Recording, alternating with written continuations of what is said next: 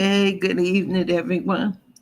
I ain't gonna be on here too long, but sure hope somebody comes up here and sees this because I was supposed to do another video about this young girl that got killed in Osceola, Florida, and her mother's boyfriend or her stepdad or her mother's boyfriend, living boyfriend, wound up killing her. But anyway, that's another one I want to. I'm trying to put something in here because I want everybody to see it. I don't know who is going to see me because I did this one in a hurry because I saw a video and I'm trying to take it and put it put the video in that I saw. I saw a couple of videos, but there's one by this pastor. They call him Pastor Wooden, and he has a thing against Fonnie Willis and Jamal Bryant because, well, he has a thing against. He's an evangelical pastor, and he believes in the strict interpretation of the Bible, but he supports Donald Trump. And I'm just trying to figure out, you know, I'm trying to make sense of it. You can't support Fonnie Willis. You're against Pastor Brian because he took up for Fonnie Willis, but y'all support Donald Trump, who is against it. Oh, hey, Donnie, how you doing? Yeah. So I'm trying to make sense of this. Do you make sense of it, Donnie? Because I'm trying to make sense of it. I'm trying to get this video I saw where his man is talking about the black church done ruined black communities because I don't know. You have to see it, and I don't know how to put this in there. In there, this isn't the one I was going to do, but this is the one that got my attention now because, like I said, I'm trying to make sense of people saying they can't support Fonnie Willis. The black church shouldn't support her or honor her, but yet they honor Donald Trump. Now, can you make Donnie? Can you make sense of that? Now I'm going to try to sit up here and put this thing in. I hope I know what I'm doing. Bear with me because I'm going to try to so you come up and we could talk about this because I need somebody's help with this because this don't make no sense to me. How are you going to, I don't know. It says share screen. Let me see. I hold on. It don't make no sense, right? It ain't making no sense. It keeps telling me I'm at the StreamYard page. I wish somebody would come up here who knew how to do this. But anyway, it don't make no sense. Donald Trump is a convicted sexual predator. I won't say rapist, sexual predator, whatever you want to call him. But yet the black church can't honor him. According to this Pastor Wooden, he can't, the black church shouldn't be honoring Fonnie Willis, but yet they support Donald Trump because they believe that people have lied on Donald Trump. I mean, Fonnie Willis got the proof. Everybody got the proof. You hear his voice begging this man to lie, and they still support him. Now you tell me, please, please, please. I hope somebody else come up here. I did not plan this one, so I don't know if anybody else is gonna come. And I'm trying to be able to put people in. I'm new at this. I'm getting better at it. So I'm inviting people. I'm copying it, inviting it, and don't know what the heck I'm doing, but I'm trying. Ooh, this is crazy. But they they just take it. I don't know. They just doing what they want to do with it. Yeah. So, boy, oh boy, oh boy. I don't know. And yeah, ain't nobody else. But I thank you for coming. And I'm still gonna do this. I'm gonna do this tonight. I'm gonna get this thing right for once and for all. I'm gonna get it. I don't know how to do it. He said bring it down here, put it in here, down here, and StreamYard. I don't know how this goes, but anyway, I'm gonna see if I could do it so maybe you could hear it. Okay, I'm gonna go here and do it. Pastor Wooden, okay, and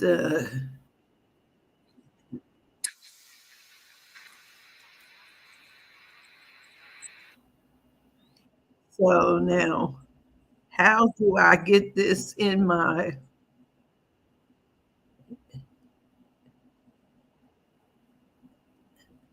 you know, let me see. Can you hear that, Donnie? Can you hear it? I hope you still hear.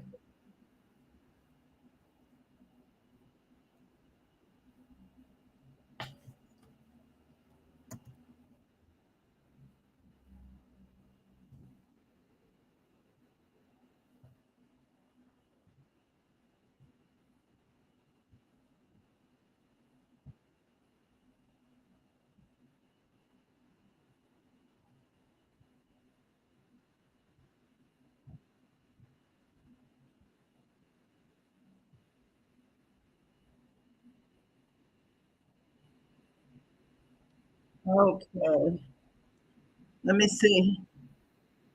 I don't know how to bring it up louder. This is my laptop. I think it's as loud as I can go. Oh, now you can't hear.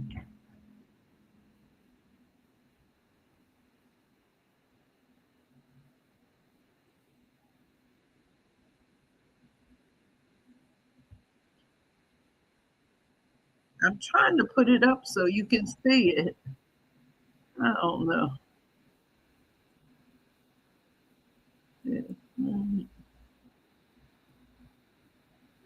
Oh, here it is. I got it. So this time, we're going to invite her to come. So, we're going to invite.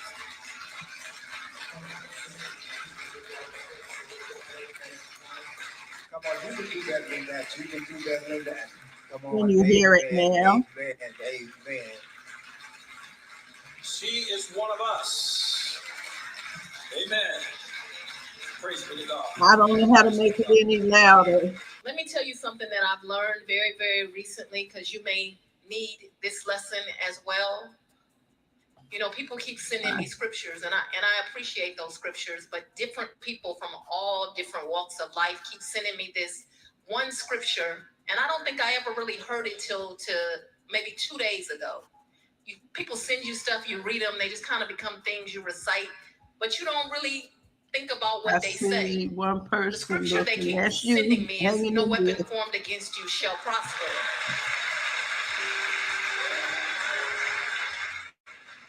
I need y'all to hear me though. They did not say the weapons will not form. And that's the part I didn't hear until recently.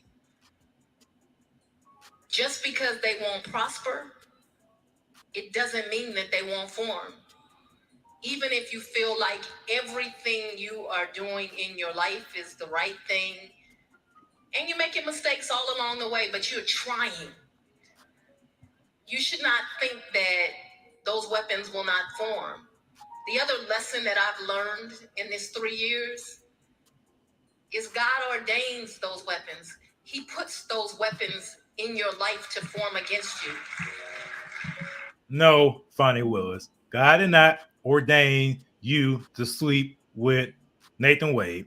God did not ordain for you to take trips with him, to pretend like you guys did not have a relationship, for you to pay the man back in cash so you would not have it traced. God did not ordain for you to be in trouble, possibly losing your law degree because you're being pressured by the Biden administration to prosecute Trump on a RICO charge that everybody who looks at this case objectively know is not a case. No, God did not ordain. I'm tired of these people putting God in their mess. God has nothing to do with your mess, Fonnie Willis. Nothing to do with it. This is all on you, sister. Don't let God try to cover it up. God's not going to cover up your mess.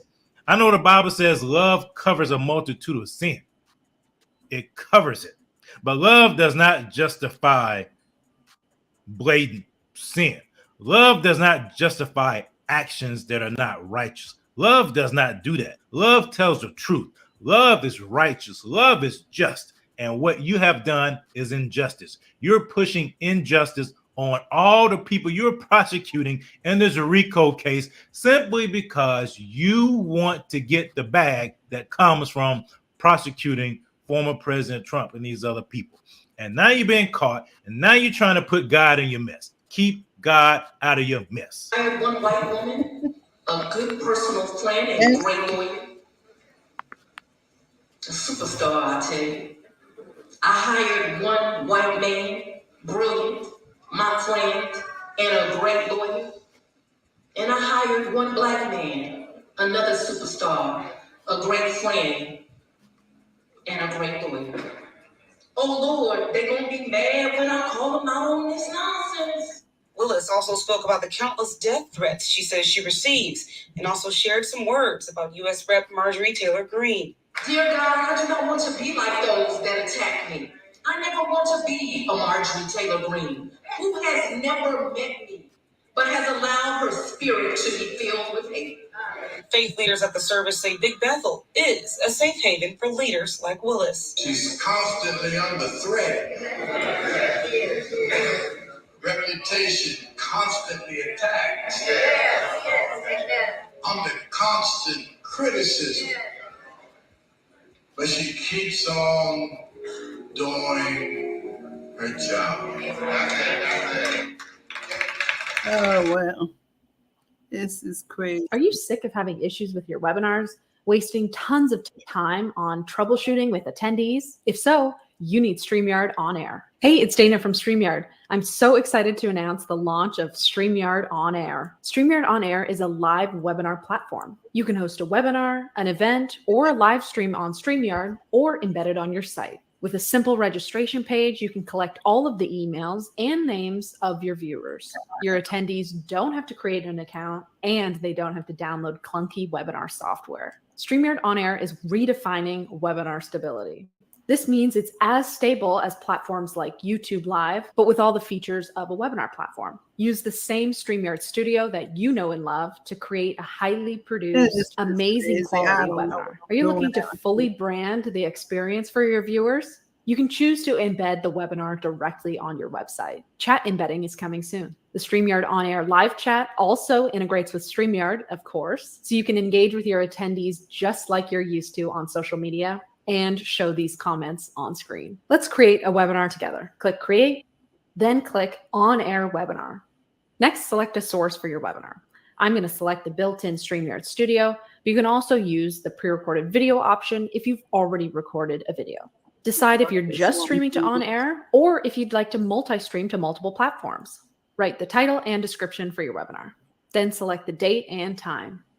Next, you'll have the option to enable registration, live chat, and available on demand. Registration allows you to collect emails and names from your attendees.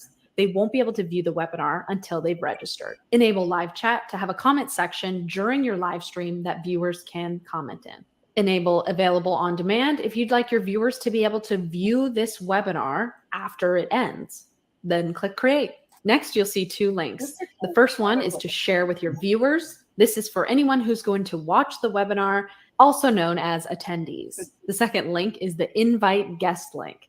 This will be sent to any guests you want to have with you on screen in the webinar. Make sure you don't send the invite guest link publicly. You only want this to be shared with people you want to have on screen with you. Viewers will just get the viewer link. Then click Continue. If it's an upcoming live webinar, you'll see the Enter Studio button. If it's a pre-recorded webinar, you'll see the Check Status page, which allows you to check on the status of your webinar. Click on Share to be able to share the link with your viewers or to embed it on your website. To embed, simply copy this code and paste it on your website. To manage registrations, click on the three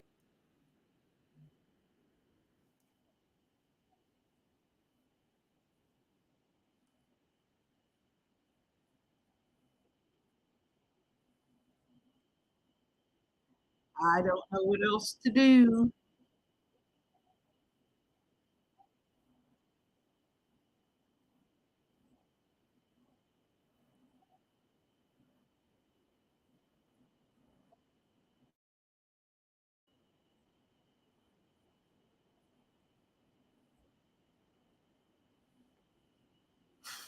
I think I got this thing right. I don't.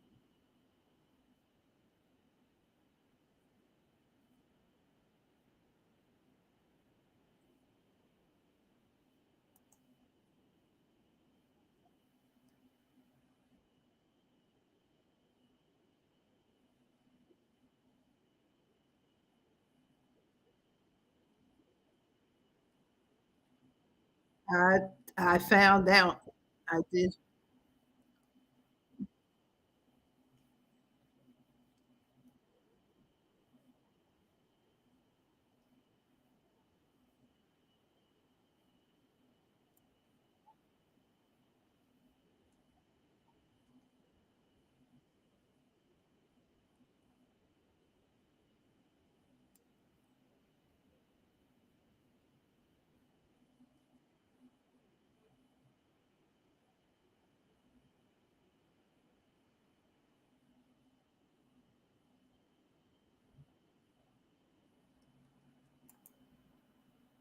Oh, what happened here?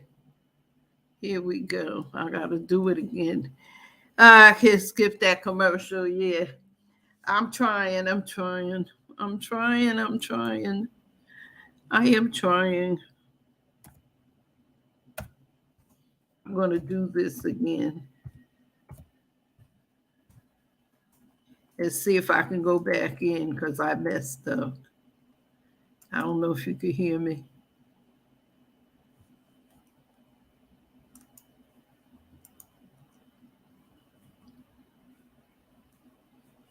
This is crazy.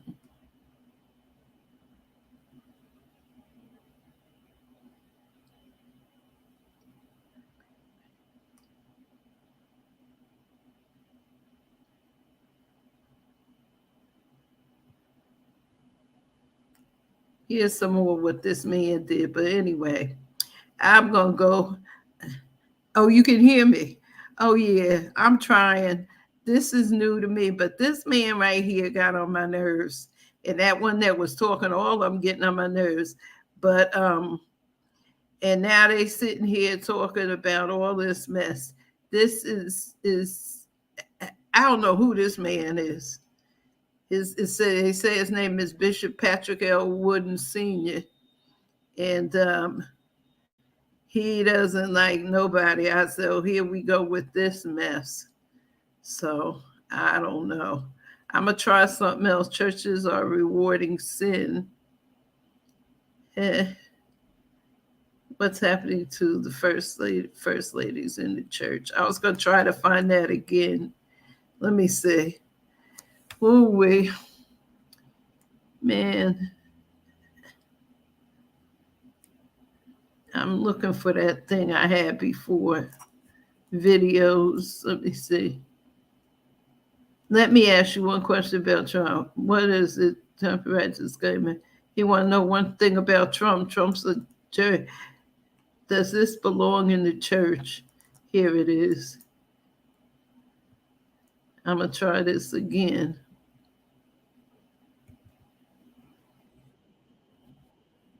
Can you hear it?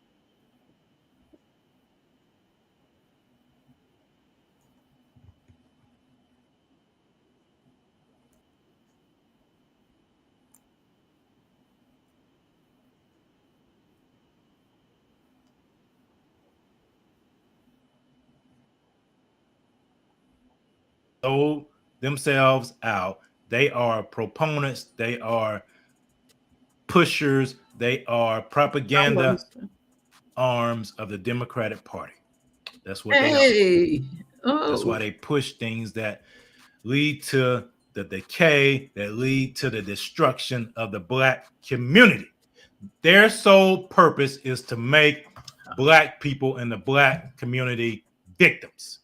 We are not victims. We are empowered for greatness. How does the best basketball player of all time make more money in his retirement than when he was playing basketball?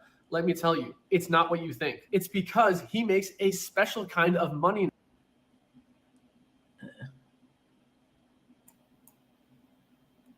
Okay. So, poison in the Black church, I don't know what it is. Since you just came in here, Jade, I was talking about the thing is I was supposed to do something else, but I decided to do this because I heard this Pastor Bishop Wooden, he said that Black churches shouldn't be celebrating Fonnie Willis, but I'm going confused with this. I'm trying to make sense of it. They don't, they don't think Fonnie Willis should be celebrated, but yet they support Donald Trump, who is a convicted sexual predator. Y'all make sense of that one. Make sense of that, because I sure can. I sure can't make no kind of sense out of that one in there. And this is the name they calling her. They don't like Jamal Bryant because he's, I don't know, these people, I don't know where these people come from. I grew up in the church, but I ain't grew up in no church like this because my mother and them didn't think like that. We ain't think like that. Yeah, and I'm a Christian, but I ain't that kind of crazy. I ain't that darn crazy. I ain't that kind of Christian. So let's see how this goes. When I'm trying to, let's see what am I doing here? I'll get it sooner or later. I'm trying to get it in there. So I'm trying to be able to bring you guys up in here, but I don't know how to do that. Can you, There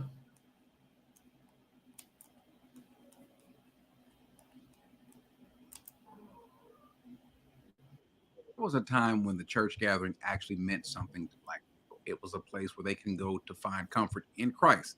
It wasn't about the building. It wasn't about the features. It was just about drawing closer to Christ. Even the music itself was uplifting and about praising God.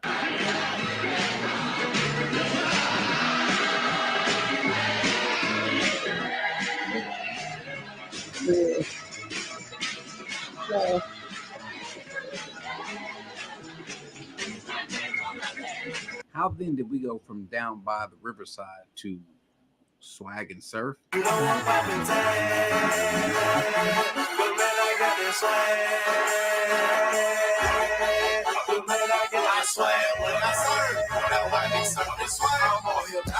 We went from when the saints go marching in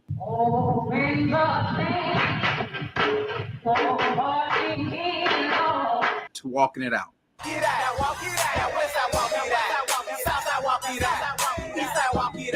This is why y'all gotta wake up and stop being so spiritual. stop being put.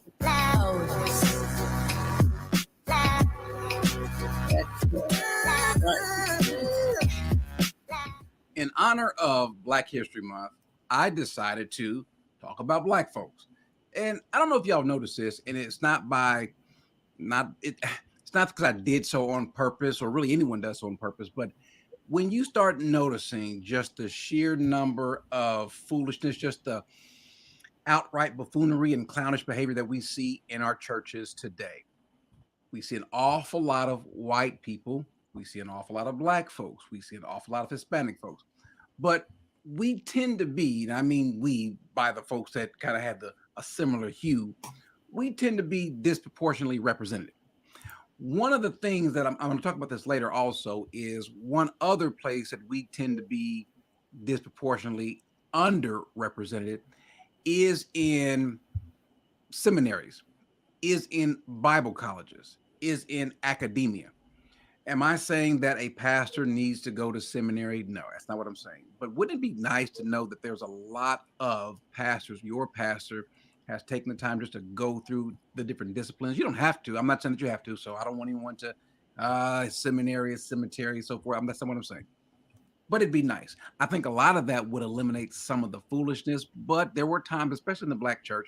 And when I say Black church, I understand there really is no such thing as a Black church. But there really is. There's a church, a group of people that predominantly Black. And when I say Black church, I mean people who think, function, move, breathe in terms of a Black Christian, which makes me wonder, if you are a Christian, if you are this before you are Christ, representing Christ, and are you really representing Christ? Are you really representing the church well if your whole focus is to be about Black business? Oh, by the way, let's just kind of be honest about this. Black churches have lately done a big disservice to many in the Black community. We're going to talk about that as well. But in the history of this country, the church was the outlet. The church was where someone would, maybe I'm not going to make the money that I want. Maybe I won't have the job that I want. Maybe there's some things that are going on in my life, even during slavery, after slavery. And no, Christianity was not given only because of, or to pacify slaves. Remember, there was a large group of Christian abolitionists who wanted to eat, at the very least, give slaves an opportunity to know Christ. They felt that strongly about Christ. And so there were some that thought that the Bible could be used to kind of quiet the unease of slaves. But guess what it was? The Bible was the very thing, the very tool that was used to end slavery in Western civilization. So let's make sure we keep that in mind. But Blacks move towards the church. They move towards Christ because obviously that's where you find your peace. That's where you find redemption. And we see it was a big part of Black society. Now, there's some foolishness in the church, to be sure. Even today, we see a lot of foolishness in the church. And that stuff isn't brand new. I mean, even when we talk about what's happening with the super hyper Pentecostal charismatic movement, that's not a new thing.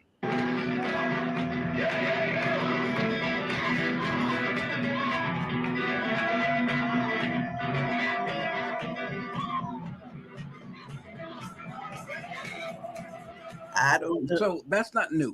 We've seen people always wanting to kind of tap in. And the problem is, especially when you have people that tend to be, it used to be something that you saw in the more or the most uneducated people. I'm not saying that now, don't get me wrong. Somebody's going to get upset when I say that, but it's an historical fact that those that tend to be the most or the least educated would gravitate towards things like Pentecostalism or the charismatic movement. That's not to say the same thing now. Now, truth be told, those that tend to go to higher education or into seminary or Bible colleges also are those that are least likely to be in the Pentecostal charismatic movement. That's not what I'm talking about right now.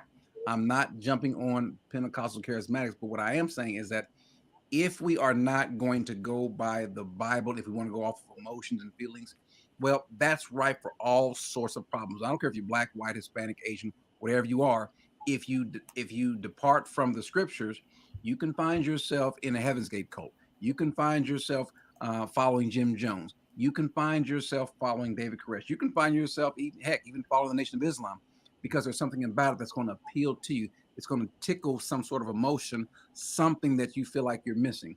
And what you're going to have because of that is you're going to have people that are going to come along who want to be something special, especially in a lot of these Black churches, white churches as well, Hispanic churches as well, churches period. But in a lot of Black churches here, especially in America, there are a lot of people who have seen church as a means of gain. Not that godliness is their gain, but they see that the church or having a church or being involved is a means of gain. And thereby they want to kind of uplift their status. They want to, brand themselves and be a bright star, maybe in a place of dim lights. And so you see that. And it's not just something happening now. this was also happening back then. As a matter of fact, here we go back to the 1940s and a man who wants to call himself king. We ought to thank God for a bed to sleep in last night. How many of you thank God for that? Do you really thank God?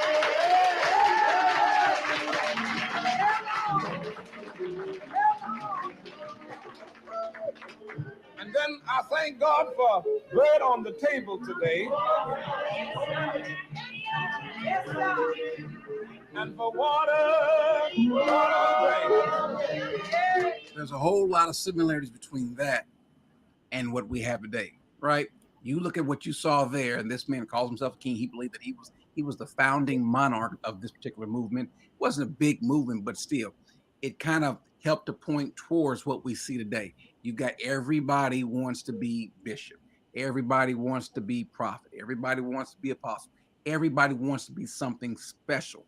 You just can't be Pastor so-and-so. You can't be Frank. You can't be Bob. You've got to be something special, right? Because I just want to feel like a man. I want to feel like I'm more than a man. I want to feel like I'm more than you. I want to feel like I'm more than what I really am.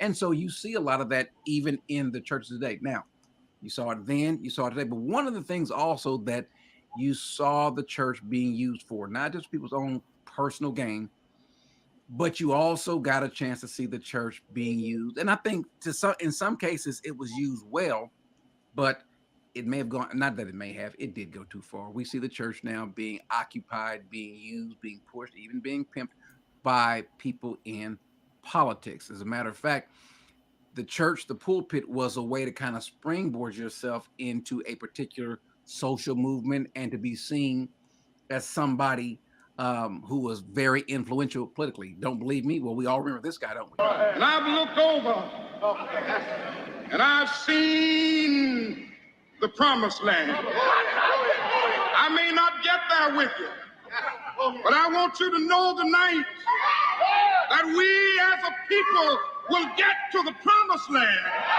So I'm happy tonight. I'm not worried about anything. I'm not fearing any man. Mine eyes have seen the glory of the coming of the Lord. Now, I'll be honest with you, one of my favorite speeches. I love that speech, but the person behind the speech was obviously not doctrinally sound. In no way, shape, or fashion could we ever say that Martin Luther King Jr. was doctrinally sound. Didn't matter though.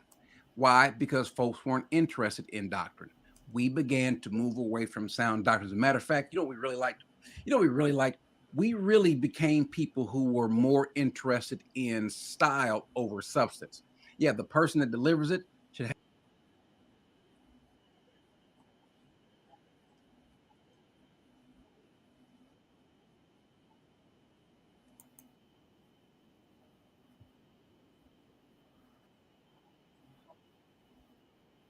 Then we were okay with it, right?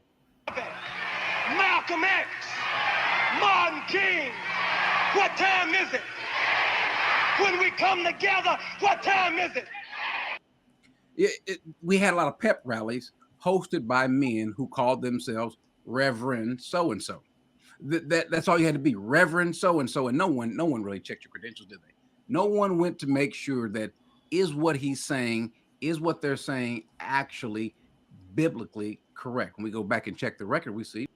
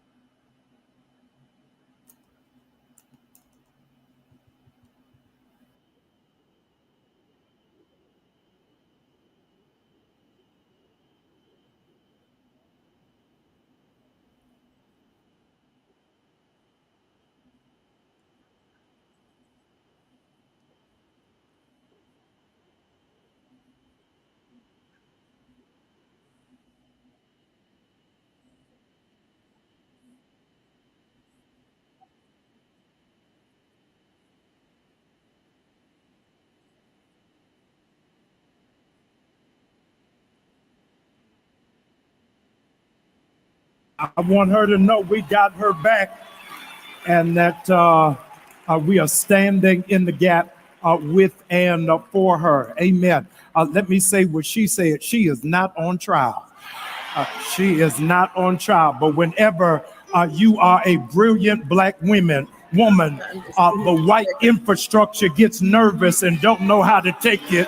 But I need you all to do me a favor. I got some brilliant black women in this building.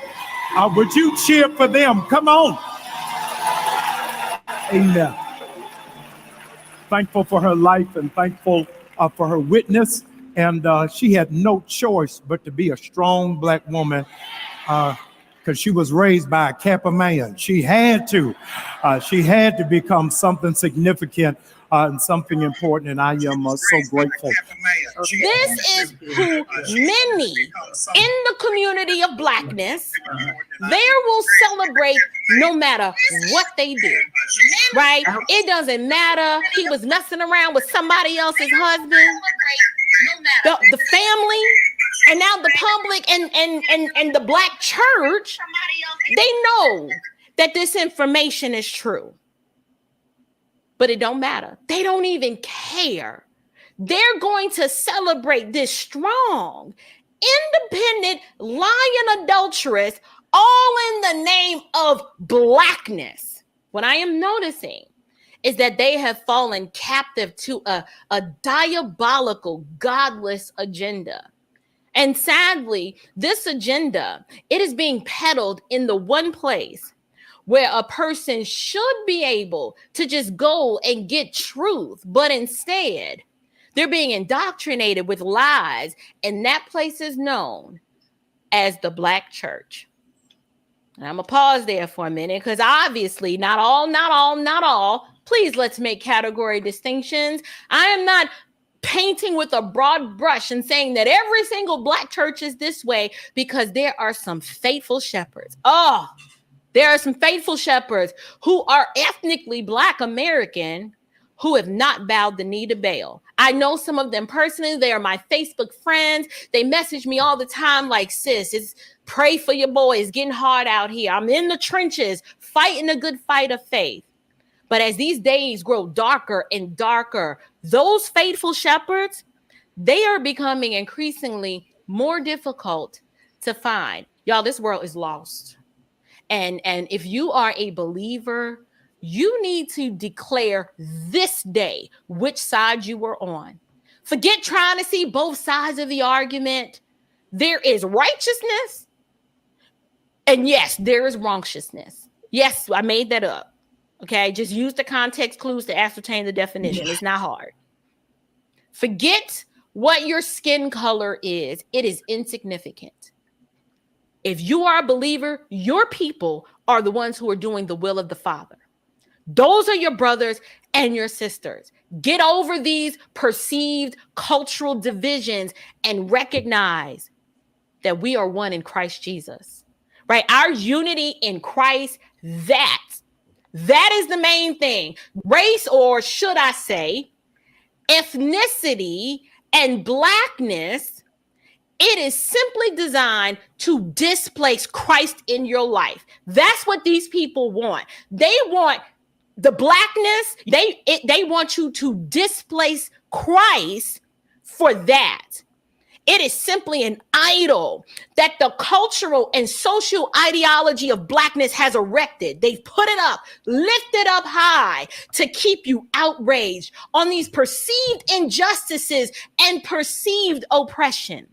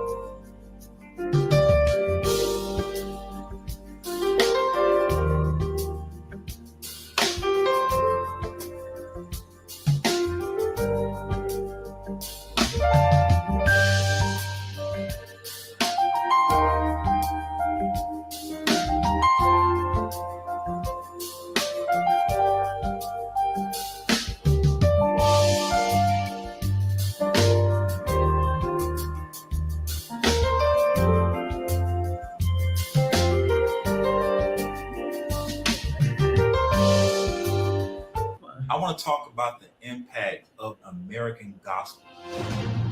I was kind of caught up a little bit into some false teaching, and then the movie became kind of a turning point to kind of help me see the truth. People are going to get saved watching this documentary. Oh, amen. It is impacting lives globally. It is probably one of the most important documentaries you'll ever watch. Some things are going to help you recover from false teachings you were caught up in that used you, abused you, and exploited what you have. AGTV just has all these resources from all of these different documentaries and talking about the gospel. Does God still speak to us outside of Scripture, apart from Scripture? It is called the law-gospel distinction. And is God currently whispering to us in nudgings and impressions and promptings and still small voices? Carefully curated content that is biblical. Remember, in the Bible, discernment is both commended and commanded. It's so biblical, it's to the point. There's no fluff, there's no confusion. Why the subject of spiritual warfare? Most people probably don't really know what true spiritual warfare is, and many are confused about the nature of it. You know, not just sermons, but learning about church history, learning about Christianity in America, where it came from. It will help you evangelize. It will help you listen to preaching. It will help you when it comes to the doctrine of assurance. You have podcasts on there, you have live stream, so much content on there, whether you are a seasoned theologian or someone who's new to the faith. It's something for everyone. The gospel is good news. Jade. And the gospel is what God has done specifically in the person of Christ. The core doctrines of the Christian faith handed down by the apostles to the churches that the churches were called to guard. He charged them to guard the flock against what? Against false teachers that will creep into the church and drag away sheep. For people who are churched or unchurched, AGTV is a great resource in your toolbox in order to stimulate conversations about the gospel and to help kind of dismantle some of the falsehoods that people who grow up in a Christian context don't even realize are unbiblical and not theologically sound. We want to make sure we're not preaching another gospel or a false gospel. Bad theology hurts people.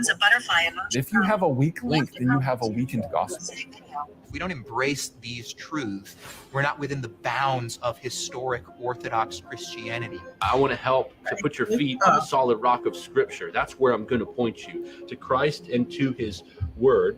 And resources like AGTV are exactly purposed for just such a thing.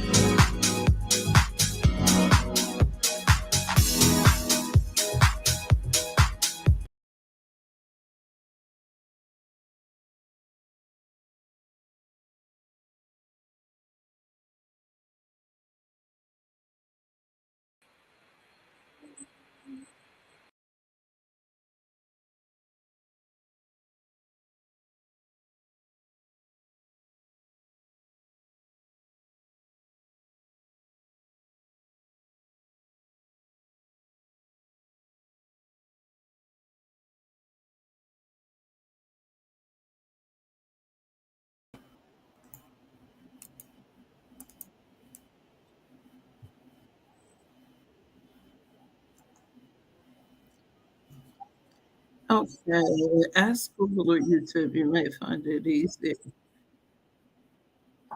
You said, wait a minute. I see I put you in there. I can hear you. Just a minute. Ask Google what, how to. Okay. I'll give up.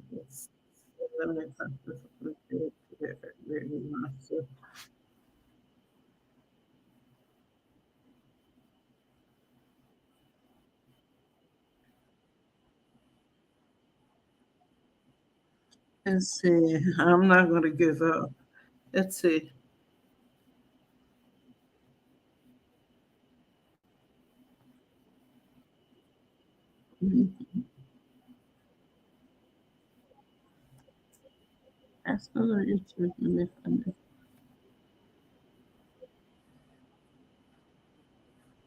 How can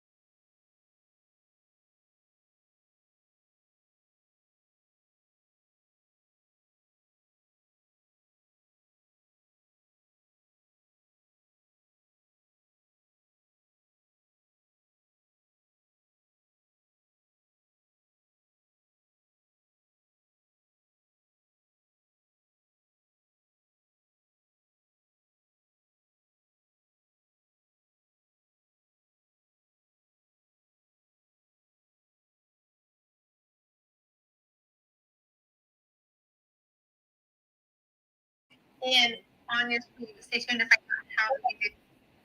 I'm just so frustrated with this right now. I get I'm sick of hearing her talk because she's getting on my nerves.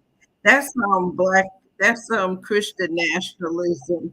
This woman has too much mouth for me. I can't take her. I wish I could knew how to get her off, but this is what we're up against. They support Donald Trump. She said, the lady that just was on, she said now she doesn't support Fonnie Willis. She's some lady who has a thing. Her show is, her platform is the standard of truth. She's a Christian fanatic, I think. I think she's a Christian fanatic myself, because she don't like Oprah, Fonnie Willis. She calls her a ratchet type, some kind of mess. I don't know, but she's excuse me, she's terrible. She's awful. So I just don't get it. I don't get it. They support these Black conservative evangelicals. They don't support Fonnie Willis or Jamal Bryant, because Jamal Bryant is a progressive pastor. He doesn't go by the old rules. He's a young guy. She's this other guy that I had. I don't know if you were there, Jade, but he said that most most Black Pentecostals are illiterate people. So I'm like, no, I know a lot of Pentecostals people, and they're well educated. They're not ignorant. So I don't know. I really don't know what's going on with but I don't get it. I don't get it. Donald Trump has been convicted of sexual assault, and they follow him. What they like about him is, I don't know. She's she is just who she is. She ain't my cup of tea. So I don't know. I don't know. I don't know who she is. I don't know who this lady is. I'm talking, but I'm still trying to figure out how to do this. This is gonna bother me. I'm gonna sit here all night trying to figure out how to put you guys in here. I guess I did the hardest part. I don't think I did the hardest part. To me, this is the hardest part, because I was going back over what you said, Jade, and maybe I missed something while I was doing something else. So I'm gonna see what's going on, see if I can get it. Google or YouTube, you may find it easier once it's selected. You said go. How did you say it? You said, no, that's not my church at all. Yeah, we really need to be in areas of when church gets up, it's time to reset. The woman is not da da da da da. I'm looking for the first thing you said, what you told me to do. What denomination church is yours? My denomination is well, I was raised Baptist Catholic, and I go to the I used to go to Catholic church. I used to go to Baptist church. I prefer Kojic Church of God in Christ. That's the thing. Yes, I do. Yes, Jade, I do. So go up there. Should I go up there? You said, do I know where I type a web address? Yes. All right. So do I click on that and copy? Now, where do I put it? I clicked on that. Now, where do I put it? In the chat. Yes, it's blue already. Now, where do I put it to put you in? Right click, copy.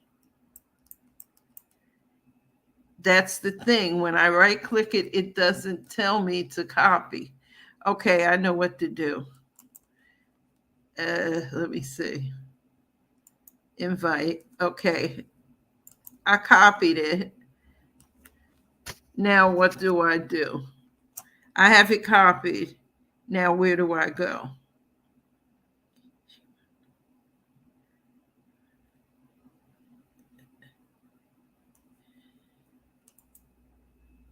go to chat where you put my comment, the chat where I put my comment.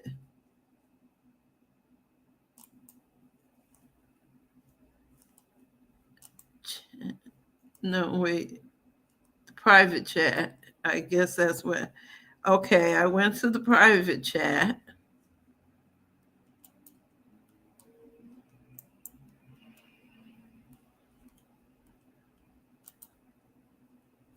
Okay. I did that.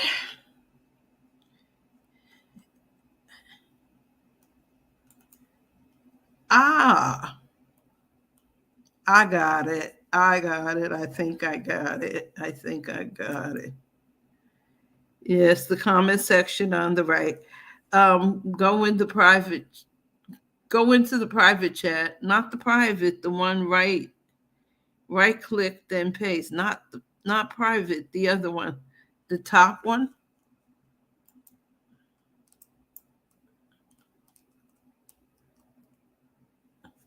I'm lost again. Okay, I'm at the comments where I put, wait a minute, I think I know what you mean.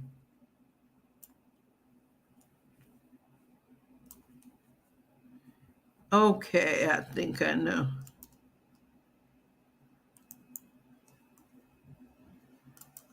So, okay, I can't get it. I think I got it. Woo! Where I put my, okay, I think I got it. Here, we'll do it again.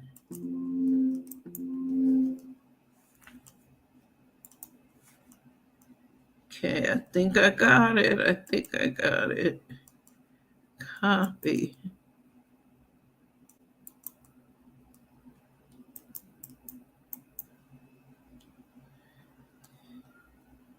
It doesn't allow me nothing to paste.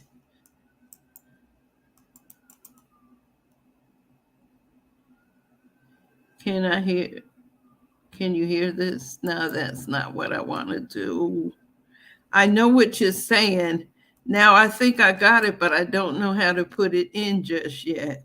Where you typed your comments so we can see the pasted address. So,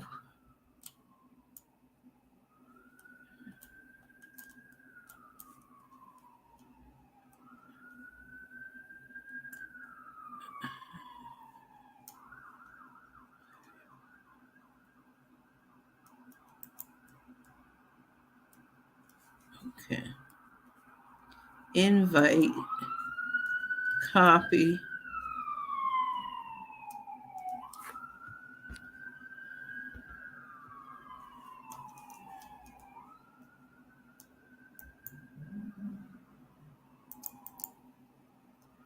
It doesn't give me a thing to,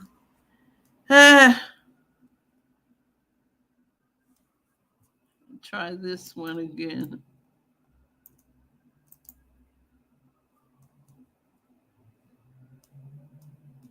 Paste.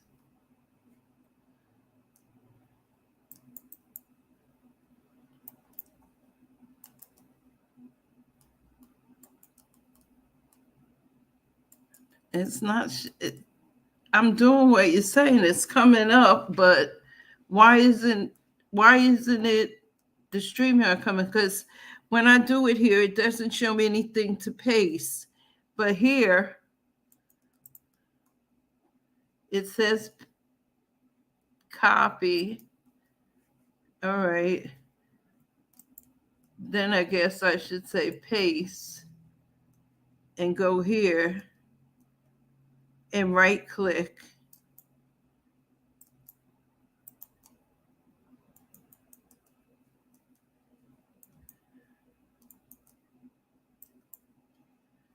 It doesn't let me paste it in here. Or should I try a new comment? Put cursor where you would type, then click paste. Ah, I got it. I'm such a dummy. Is that it? Can you guys, hopefully that's it. I hope I did this thing right.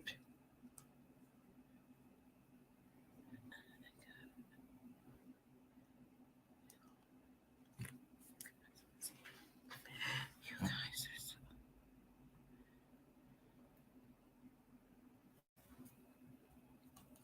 I want to take this off. I want to put my avatar in here.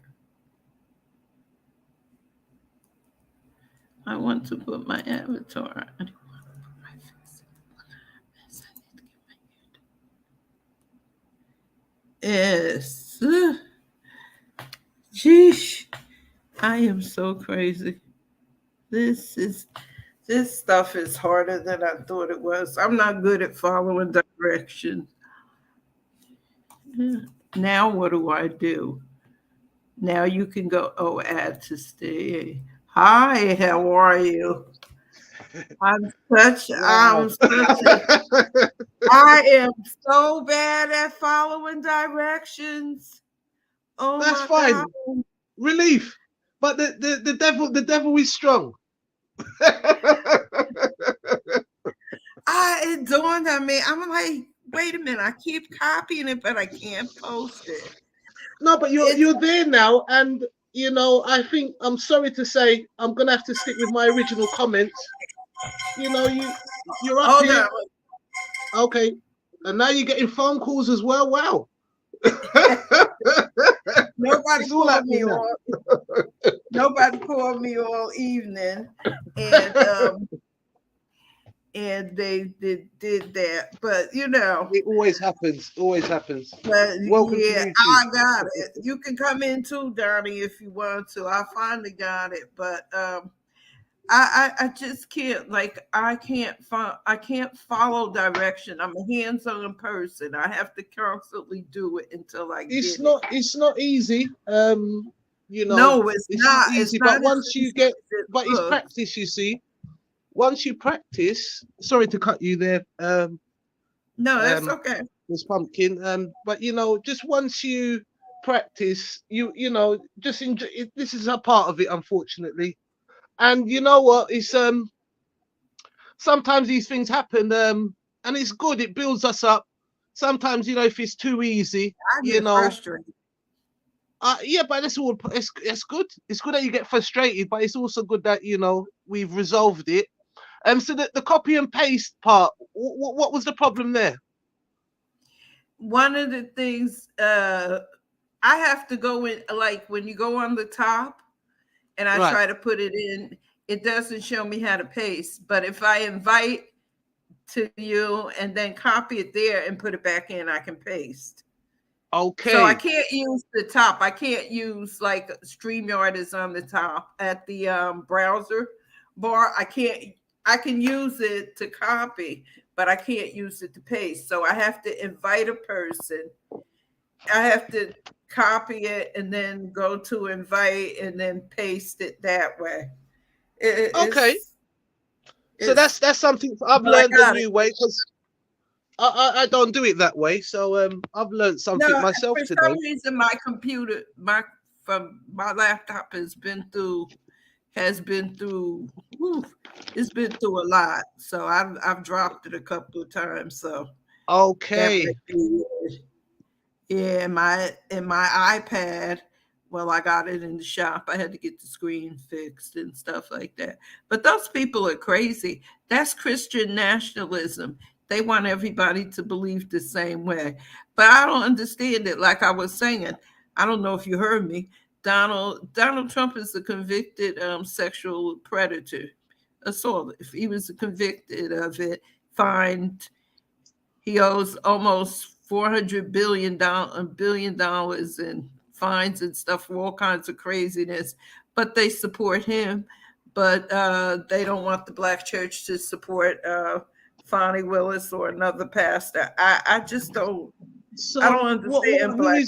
Can you give me a little background on this Fanny? Is it what's happening That's there? The one. She's the DA in Georgia who is trying Donald Trump, who possibly she might be disqualified.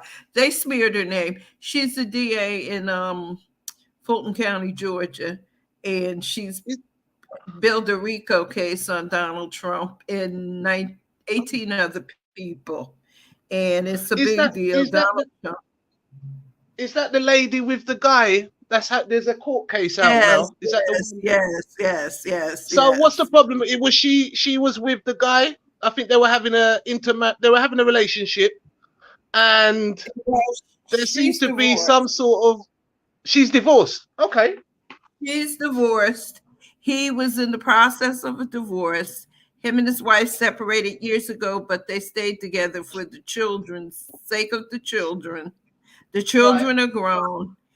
He caught his wife cheating with his best friend. So he told the marriage was over. No man is going to accept that. And then he she's divorced. I don't know what happened with her divorce, but she is divorced from her husband, and she became the district attorney. They smeared her words, and Donald Trump, this is what they do when they can't win. They smear people. Nobody wanted to take this case. She offered it to the ex-governor of Georgia. She offered him to be the special prosecutor. He's an older man, and he said he did not want to spend the rest of his life being with guards, and he didn't want to get death threats until he dies. He has a private practice. He has people working for him, and they need their paychecks. So he said, no, thank you. She's been offering everybody she could think of this special prosecutor's position. So she did Nathan Wade, who was her boyfriend. He was her boyfriend, but she also said that they would have arguments about him. He said, because he said all a woman could do for him is make him a ham sandwich. She's a very independent. Her father is that what he said? That's what she said. He said, and she said, a man is not a project. He's a companion. She said she doesn't need anybody to foot her bills. The only man that's ever paid all her bills was her father. She said, my daddy paid all my bills. So she's she's an independent woman. She's my kind of woman. I don't, Yes. It's my type of person as well. It reminds me of my mum. My mother is a very strong, independent woman. To a point that, she upsets a lot of people and has upset me. And has been very, I wouldn't say she's strict, but I've got so much respect for my mother, as much as, maybe we can't get along. But probably the reason for that is that I'm a naughty boy. But we'll forget that. But or we could always go back to it. But I was following a little bit of the case, and how do you feel they're getting on the witness stand? Because for a person like myself, I just I try to stay neutral.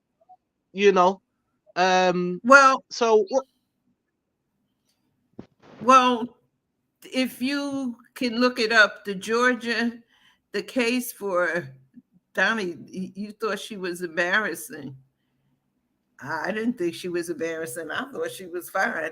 She's a woman after myself, because I would have said that too. Yeah, but I must admit, Pumpkin, I didn't think they were doing too well on the trial. Well, that's not a trial. It's not a trial. That's what people feel.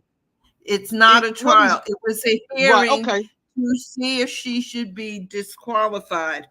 But from all the sources that I've seen, legal sources that I follow, like people that are higher up and stuff, they're like state Supreme Court judges and stuff. There's what you call, they have what's it called? It has to meet the threshold. It's very hard to disqualify It's a vote of confidence, basically, isn't it? It's a No, vote of no, confidence. not really No? a vote of confidence. Okay. Okay. It's hard to disqualify them.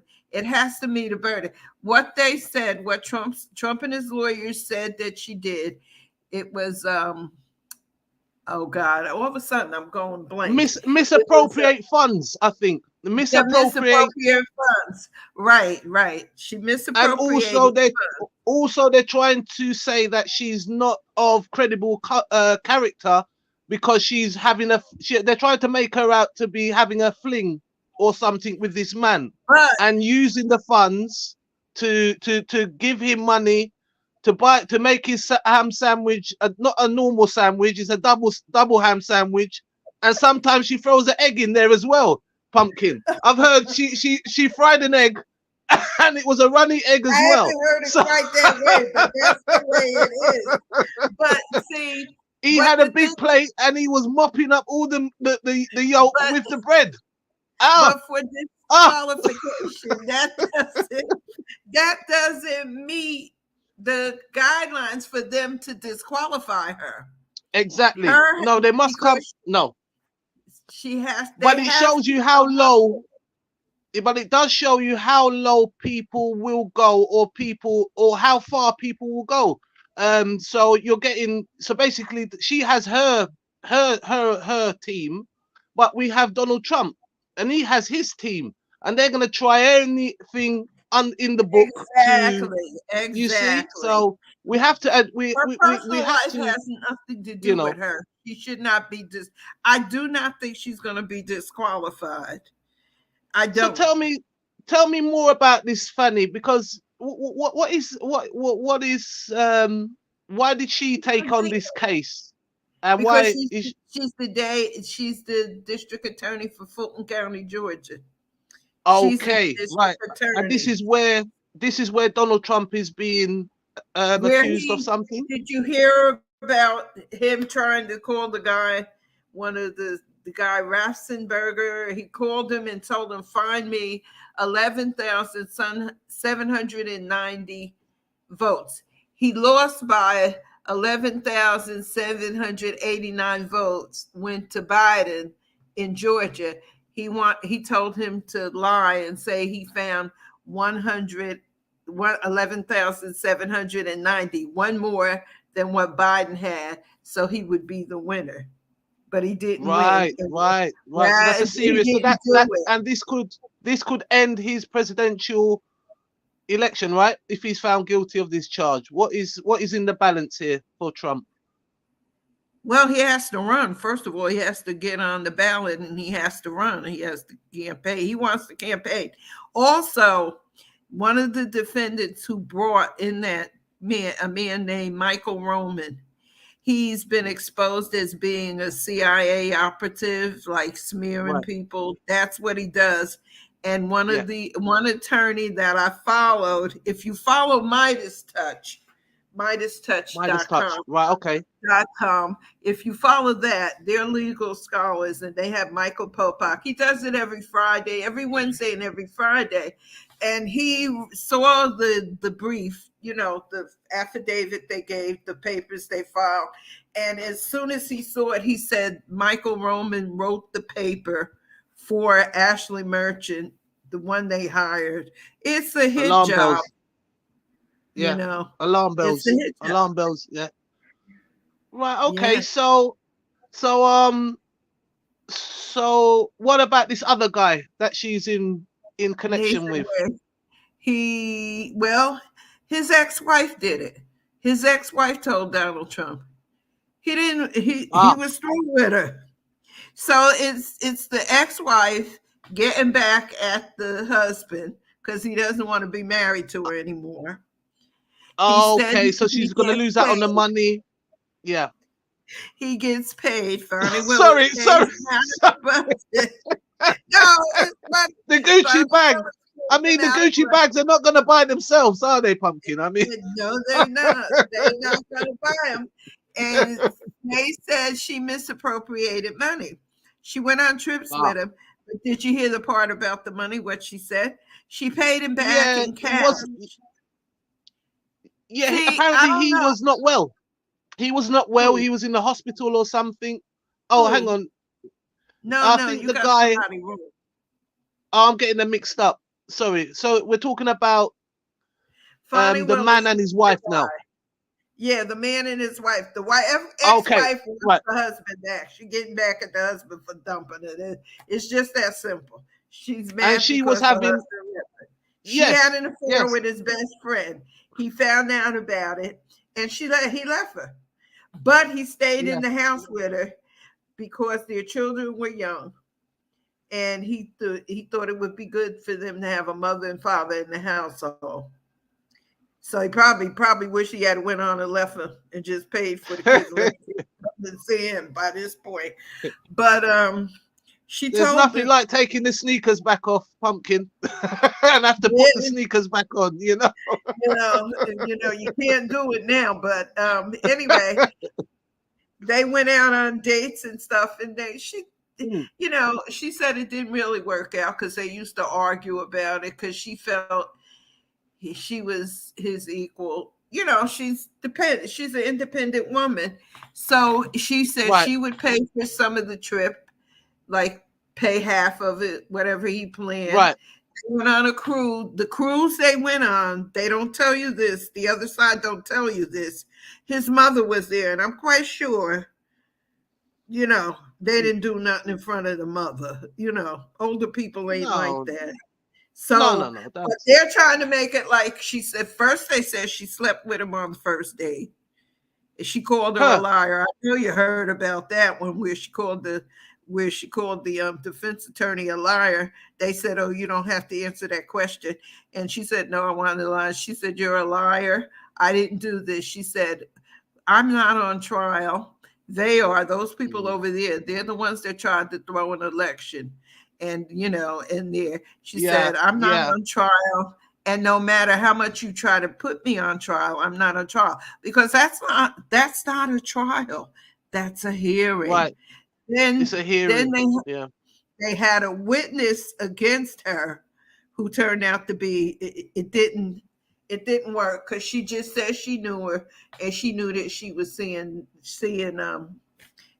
this guy. So that didn't work. They threw that out.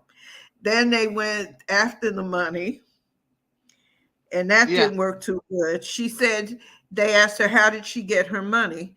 She said, my money is direct deposited to my account.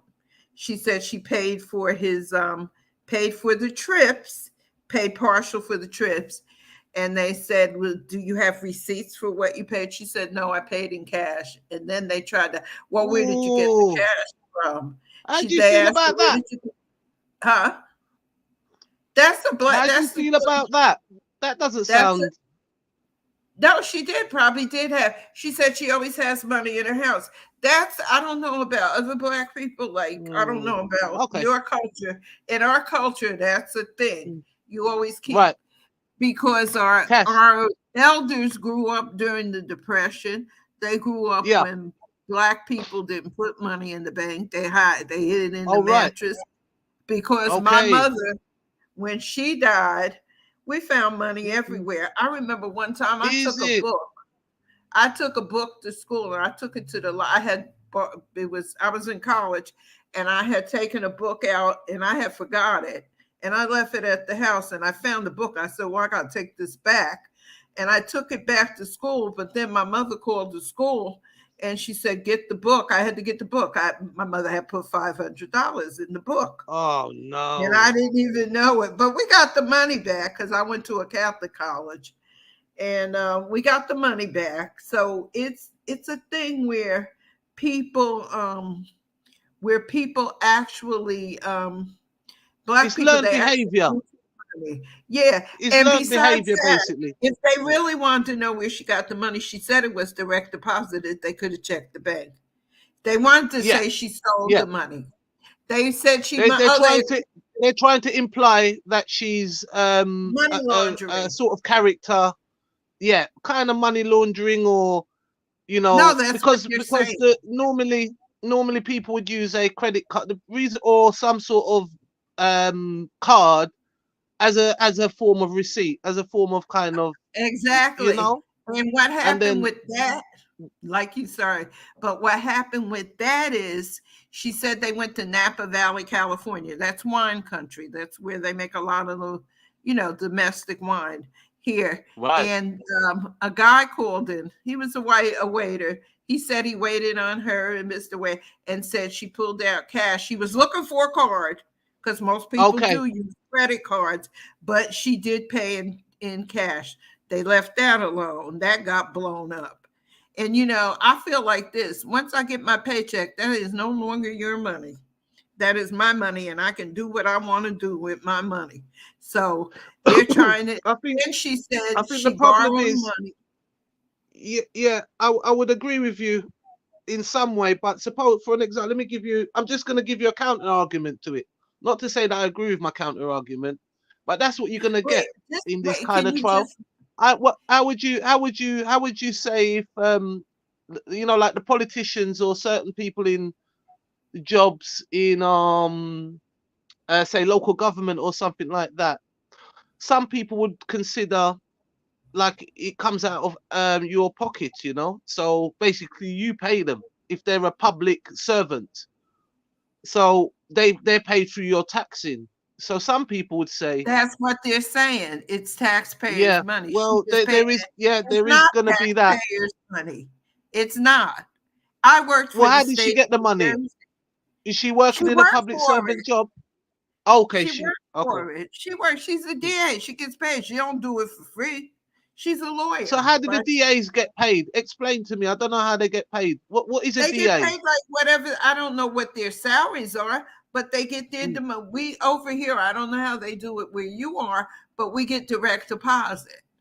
They take the job, sends it to you, the bank of your choice. They send your check to the bank of your choice, and it's put into your account. Once it's in my account, my check did not belong to the state of New Jersey. It belonged to me. And nobody's going to tell me how I can spend my money. Can you just hold on 1 minute? I got to get some water. Yeah, My sure. mouth is really, I hurt my knee.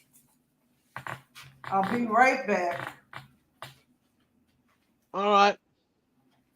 I'm coming right back.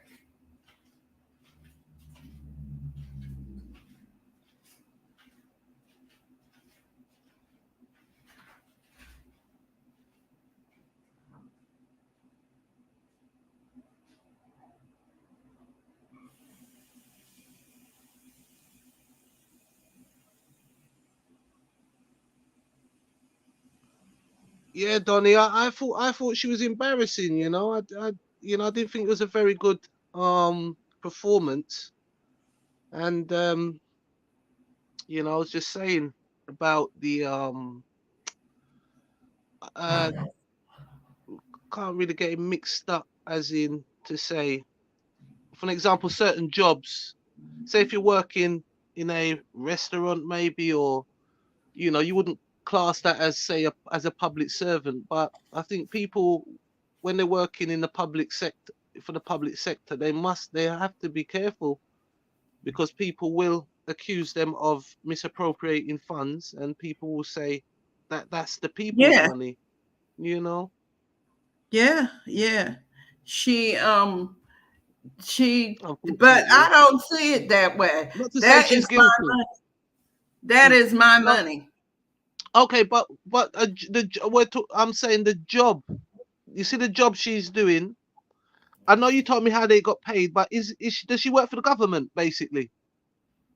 Yeah, I guess she works. She's the DA for Fulton County, Georgia. So I guess she works for the state of Georgia. I don't really know how it works. Okay, yeah. So that's But so that's kind of classed as a public servant. So, and open to, once you're in those sort of jobs. I mean, look, for an example, Boris Johnson and Richie Sunak. Boris Johnson is broke. Richie Sunak is the richest man in Parliament. He's married to the daughter of a billionaire from India. Okay, so Richie's got his money, but Boris is under the scrutiny as well, of what he done with the public purse. You see, because he's broke. You know, he's broke, and that was just a situation that happened recently. Boris Johnson, yeah, and do I believe that he misappropriated money? I bet he did. He's that sort of character. Where I think with Richie Sunak would be harder to prove because he's very wealthy. He's actually the most wealthiest prime minister I think in the history of England. And guess what? He's Asian. So we're going through a big dilemma here, a political dilemma here. I think across the whole world is these political dilemmas, and we're also seeing a lot of these trials being taken place now. You know, people have to be defending themselves, and as you said, sometimes the media has a strong effect on people, and you know, you may say that the person is guilty, or you know, maybe your political standing as well plays a part. So yeah, do I believe she misappropriated funds? I don't think she would need to if she's got all her money. I think she can prove it. I think she's okay. It's just a few little things that happen. She maybe could look at in the future and see where she might have made a mistake. She made a mistake. She made a mistake putting Nathan Wade in. This using is the cash and linking this man and linking up with this. But she did it because she couldn't get anybody else to do it.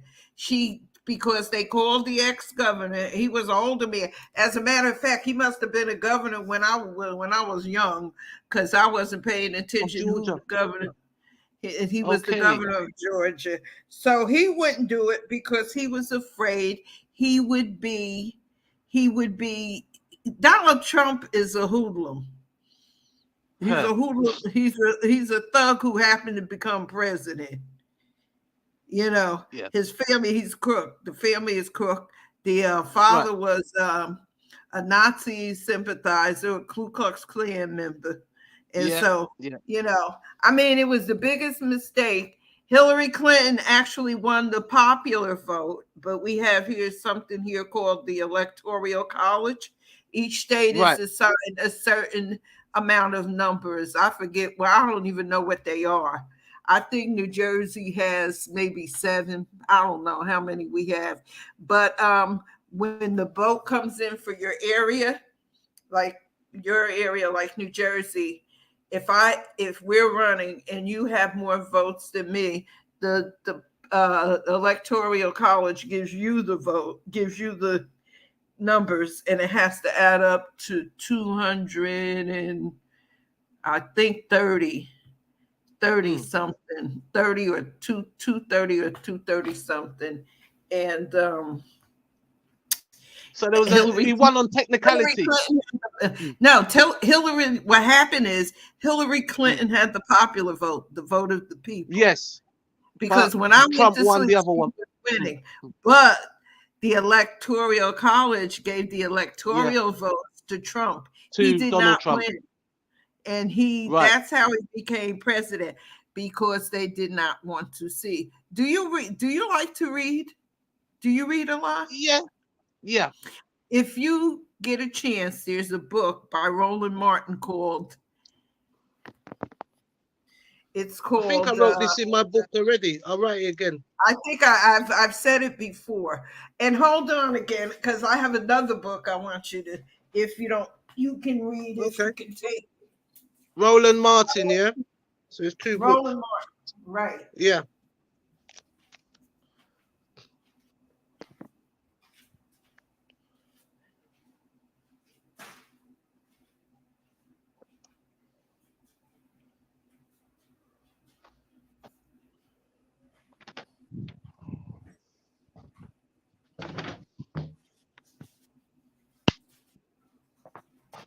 Oh God.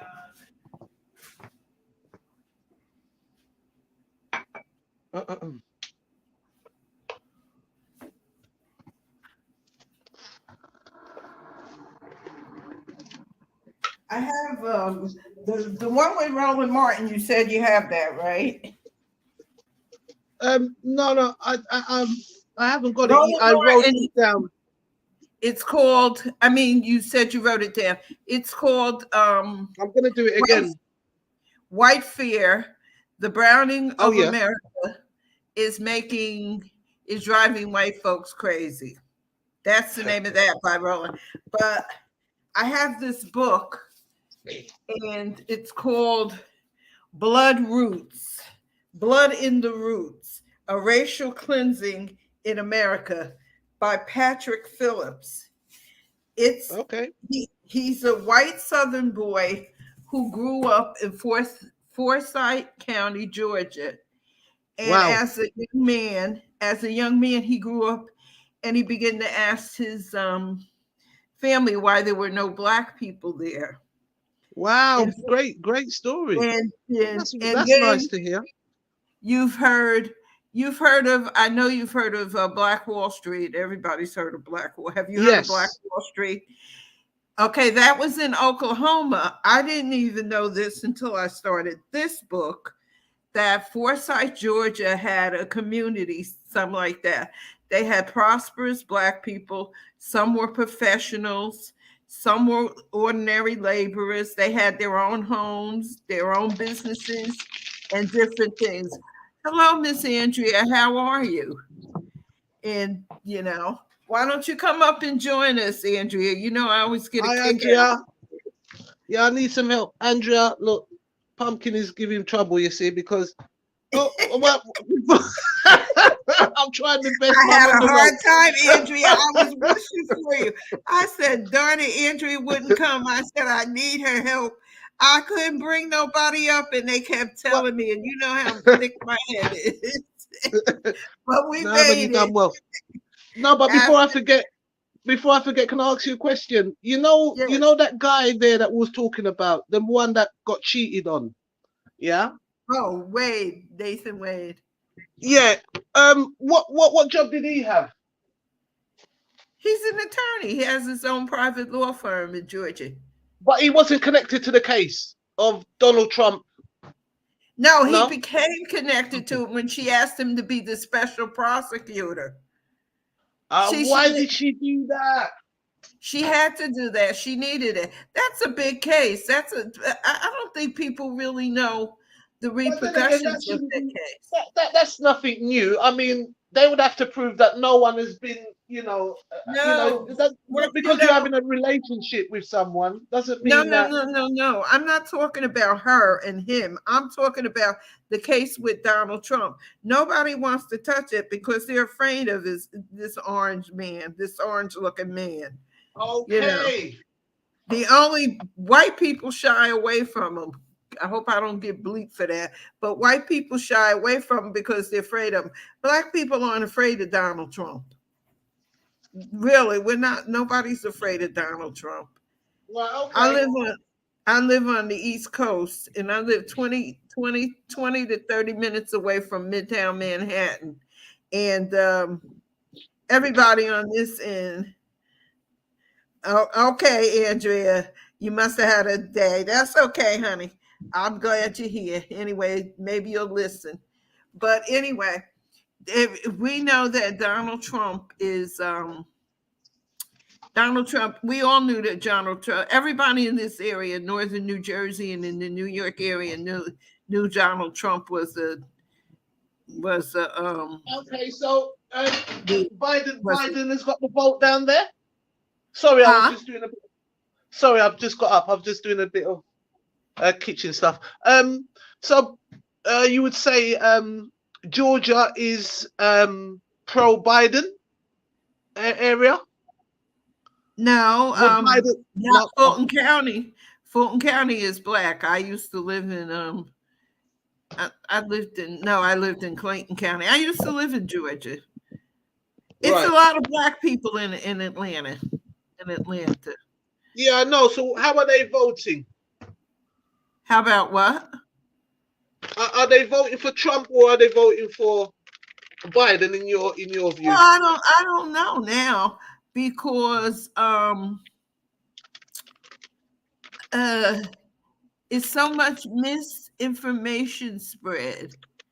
Got a lot of misinformation spread because that's what Donald Trump does. He lies. I think he lies until he believes his own lies. Right. And So, what do you think the chances of him winning against Biden? What do you? I don't think he is. I don't think he's going to win because I people see what it is. If he wins, our democracy, the United States will not be a democracy anymore. It won't. He was okay. Fair enough. It won't. He won't be it won't be a democracy anymore. What would you call it? They said a theocracy. It will be under a dictator because if Donald Trump gets in, he is not going to go. But the military was prepared to take him out. They'll take him out. I mean, but it'll make January. What about the chances of Michelle Obama? She don't want it. Michelle Obama don't want it. She already said she don't want it. She don't want nothing to do with it. She's happy with her life the way it is. That won't happen. They tried to smear her. They said she wasn't. She lost her. They disbarred her. She wasn't disbarred. She just didn't renew her fee. She didn't pay the fee because why would she pay the fee when she's in the White House? You know, she's with her husband. She's not practicing law. She can get it. All she has to do is renew her license, and she is. So they come up with everything. Donald Trump does not. People, I can't understand.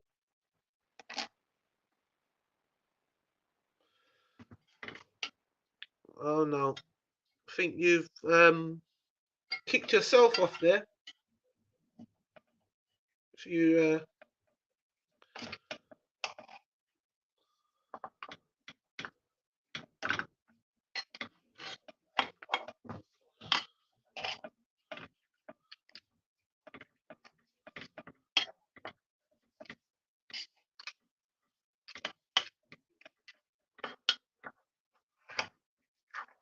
I did, but I hit the thing and are I you went back out. now? I couldn't hear. Sorry, you went quiet. We didn't hear. So I hit something wrong with this thing. So, no, Donald Trump, people don't understand this. Our election is very. He's going to try to he wants to rewrite the Constitution, the United States Constitution that was written, 1776. So he's dangerous. He's pushing us away from NATO. He doesn't want to be. He doesn't want to be. He said he's going to deport. He's going to deport Prince William and Prince Harry. The problem is, we don't want him. We want him to stay in America. Harry doesn't. And you know what? You guys don't want Howard. I mean, you don't want Harry, and Harry don't want to be over there. Harry doesn't like that lifestyle. Well, that says it all. He's a traitor. We don't want him back. Well, I like Harry and I like Meghan, and I say let him live. Let him live. And you know. Yeah, it was very it's very interesting. What I was just watching a program on my television. It was called Black Economics, and it was quite an interesting. So I was, while I was helping you, it was just on. So I was having a peep, and then you spoke about like you was talking about the church. You was talking about the church first, and then you went on to this matter between Wade and the district attorney, and I thought there was a connection there because when you mentioned them with this Black Economics, what I was watching, and also what people go through as say a successful black person, you know, Right. you know, so their situation, how they live as well, you know, presume that they're normal people, they have their needs, they're able to do things that maybe a majority of the black people aspire to do, or maybe some things that they might not aspire to do. So that experience of a wealthy, successful black person, and the consequences of that, you know, you know, and also this politics as well. We can see there's, you know, certain things have been It's highlighted. You know, it's very interesting to look at. You know, but you know, I don't know. I just because of the politics, it's a bit right. difficult It's for right. me. You know, for me because I'm Right. not there, and I mean, I made the mistake when I came to America, and I was pro Obama. You know, like most of us, I think across maybe not in America, but across the world. You know, I couldn't imagine something like that could happen in America, and it did. And we understand there goes. Look, some people will say successful black people are no longer black. You know, they're kind of like they act white, or you know, a bit like, oh, maybe we could call it the Tiger Woods syndrome. That's another conversation. So when I heard about Obama, I was so happy, and I actually saw Obama once in Where? the UK. Yeah, I saw Oh, Obama in the UK. Yeah, I couldn't believe it. The president was visiting um the UK, and I was working in a building, and the beast turned, you know, this massive car, because the size of our roads are a lot smaller than the American roads. So when a vehicle like the beast, you know, the presidential car that he was inside, right. it made this kind of roar, and you know, so I was kind of looking out because I was doing security at the time. So I looked out, and I said, "Nah, this is that doesn't sound normal." You know, so I could hear a vehicle coming down the road, so I could see like the front of the vehicle, but because it was so long and it was so wide, so it looked strange on one of our streets. And funny enough, he had his window down. So I think what happened is the building I was working in was the Association of Surgeons. Was it the Okay. surgeons? No. It was Association of um engineering. Oh, So okay. I didn't realize, you know, where they were sending me on this assignment. But basically, when I went in there, they had all these massive pictures of white men, and it was an engineering place, really grand building, and it was just by Parliament Square. So I think the guy that was in the car with Obama was showing him the building, was showing him that's where the engineers are. So they wind the window down for him to look out, and I see him. I see Obama. So when I came to America, I said to someone, Did you uh, live here? Did you no, I live here? visited. I visited America when Barack Obama was president, Okay. and you know, obviously I was pro Obama, you know, and you know, I was very happy, you know, to hear something like this, and so I, you know, tried to share my joy with the guy. You know, he might as well have just knocked me on the nose, you know, with his fist, because he said something and it hurt me, because I thought, why did he say that? You know, I said, you know, are you happy about Obama? And basically, he said some expletives and said Obama doesn't do anything for any black person. So you know, so Yeah, that's that's my first crazy. experience of it, you know. So to me, it kind of showed me how disconnected I am from the You Black know, Americans, because that there's lots of you from different parts of the country. You're not all under one generalization. You've all got we your own views. right.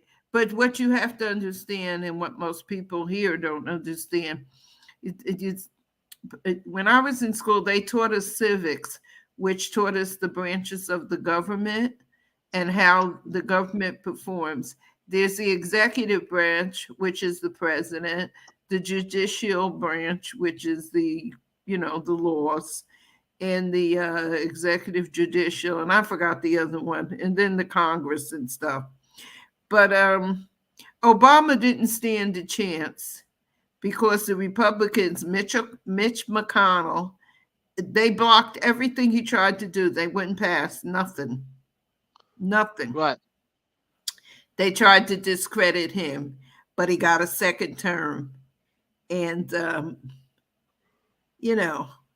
it is. But there But seems to be a more connection. The people that didn't like, I would have said like the blacks people, from what I'm seeing online, because I read a lot of the comments and stuff like that. So the general feel, I have two sides of the argument. I've got some people that I think on both sides there's equal amount of support. There's black people on one side supporting Biden, and then there's black people on the other side supporting Trump. excuse me, not that many. I hope not that many. But see, the problem here is, well, it's not a problem. What I think is going to defeat Trump, I may be wrong, but what I think is going to defeat Trump is the fact that he has done so much to so many people. And when you step on white people's toes over here, all hell breaks loose. See, if he was just doing it to blacks and to the immigrants, they would all be for him. And he's attacking the government, isn't he? He's attacking the old boys club in America, the important people, the ones that are not to be played with, because he's a threat to NATO. NATO allies. Is that something that people like? Is that something people like? It's very dangerous. It's very dangerous. We've seen Africa go through the same thing where in Robert Mugabe, he kicked out, even say Idi Amin. Idi Amin came in and kicked out all the Asians, and then he sort of became a dictator himself while throwing out a colonial power, but then being trained. I've heard of Mugabe. Yeah, so you got Mugabe. Some people would say at the time the area was colonial, but was doing well on the say international stage in trading. And when he came in and took control, basically he became exactly the same as what the colonial powers were. A lot of the times these rulers are trained by the colonial powers, if you see what I mean. But they take control. So it's as if like you're swapping. Have you ever watched Horrible Bosses? There's a comedy called Horrible Bosses, but it's like you're exchanging one person for another person, but now nothing's changed. It's just this person now has all the control, and they're not really ready. Although the system is corrupt, we're not ready to do a better system than that, if you see what I mean. So they're trained by the colonials. So that's where it could be dangerous for Donald Trump attacking, or some people looking at that as a threat, which is right. Is a very dangerous one, because not because Donald Trump would be in charge, everything would be okay. You see, that's not the fact. Not to say. So you're saying, wait a minute, you're saying everything will be okay if he's elected president? No, no, no, no, no, no, no, no. I'm not saying that. I'm saying the way he's challenged some very Allies. yeah, you know, the people that he's upset in the, I don't know what you would call these, this section of can we call them the old boys club? Does America have like an old boys club, you know, the We real call people that them are the behind the scenes that are kind of good old. We call them the, the good old boys, the rednecks. We call them rednecks. yeah, like they're extremely rich, extremely powerful, Oh no, these are hillbillies. extremely. No, no, no. But I'm saying, who do you think Trump has upset? We're not He's talking. upset. If you said he's not the blacks, who No, did he upset? he has upset. He hasn't upset rich people because he's doing their bidding. Have you ever heard of the Koch brothers? David, Yeah. Charles, and Robert Koch. Koch. No. They are the ones behind Donald Trump. They're ultra Oh. right wing. They're what we call right wingers. Ah. Yeah. So, yeah, they're ultra Yeah. right. So, did you understand what I was saying about how you could see sort of how connections with Africa, how Oh yeah. important it is, you know, or for every country. I mean, I mean, China went through the same thing.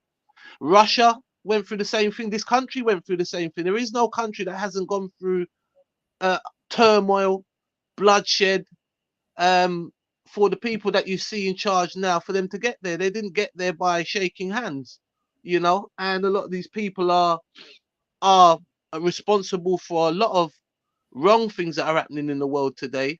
But to say that you're going to now put someone in charge that's going to change all of that, that is very dangerous, because we've seen that doesn't happen. You know, they become even worse than the colonials, you know, on their own people, you know.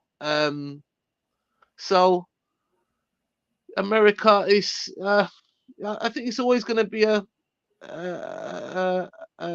a thing, the politics, you know, and I think it's one of the biggest countries, like in consider as for politics, as in population, you know, and plus the states, you have different states, different rules, um, and extremely wealthy and extremely important part of the world, United States of America, you know.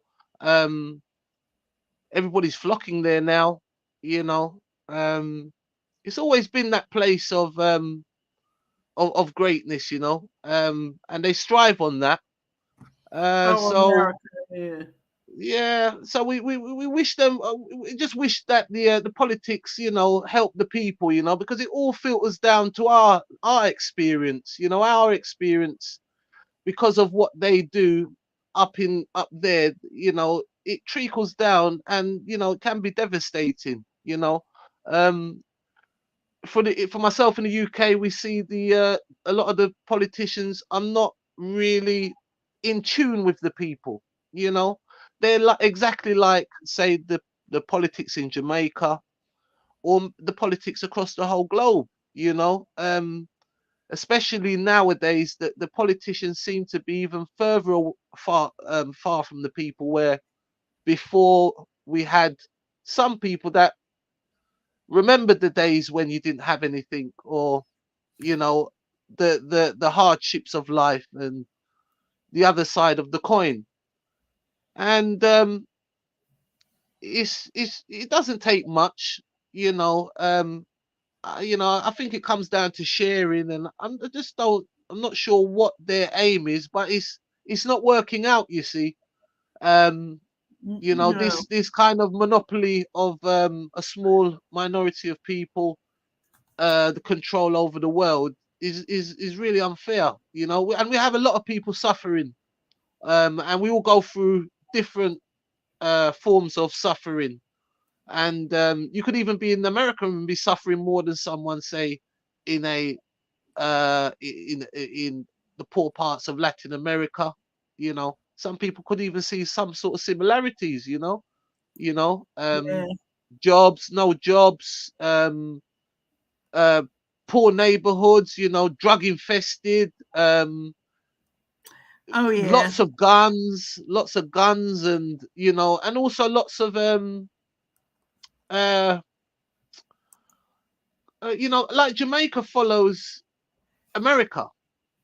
They follow England as well, but you know, they look up to America, and this influenced Jamaica a lot. You know, the people that went to America and came back, you know, also not as much the people in the UK, because they never made it back. You see, Pumpkin, like my grandma, they came here and their wish was to go back to Jamaica, and they ended up dying in this country. You know, and Yeah. My so grandmother. Have you ever heard of the Great Migration in America for well, Black yeah, I would Americans? have said the Great Migration was from the ending of slavery, and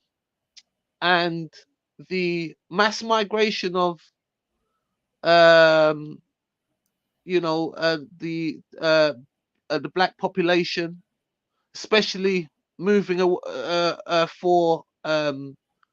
for wealth, for jobs, and for a better life, but also running away from the rednecks. I done a show about that. I didn't go on to him too much, but you had you had that cowboy guy who used to hunt the black people. So they were facing it was a mass migration, you know, on different levels, you know. So yes, I understand the migration. I understand. Yeah, Is that, my am I correct with that? grandmother Right. Yeah. came. My grandmother came north, up from the south to the north, and From Georgia. no, from North Carolina. We're From from my North family's Carolina. from Okay.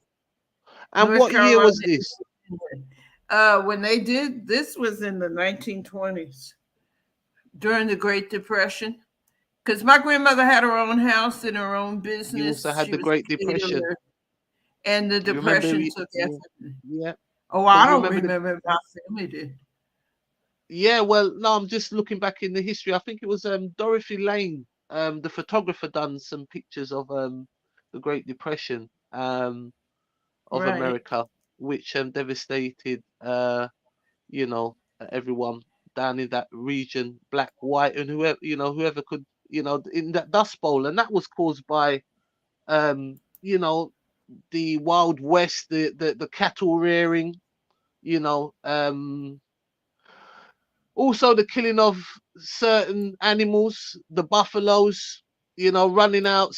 You know, America was, you know, it's been industrialized, you know, like how the UK, you know, it's just heavily industrialized. It was polluted. You know, the connection with the migration for yourself, it would be like my grandma and my granddad. They immigrated from Jamaica to England in the Windrush. That would have been 20 years after. So this was after the Second World War. I think your position was just before the First World War, was it, or at the end of the First World No, War? no, it was before the It was the Second end. World War. It was It was before. second. It, The yes. Depression was before.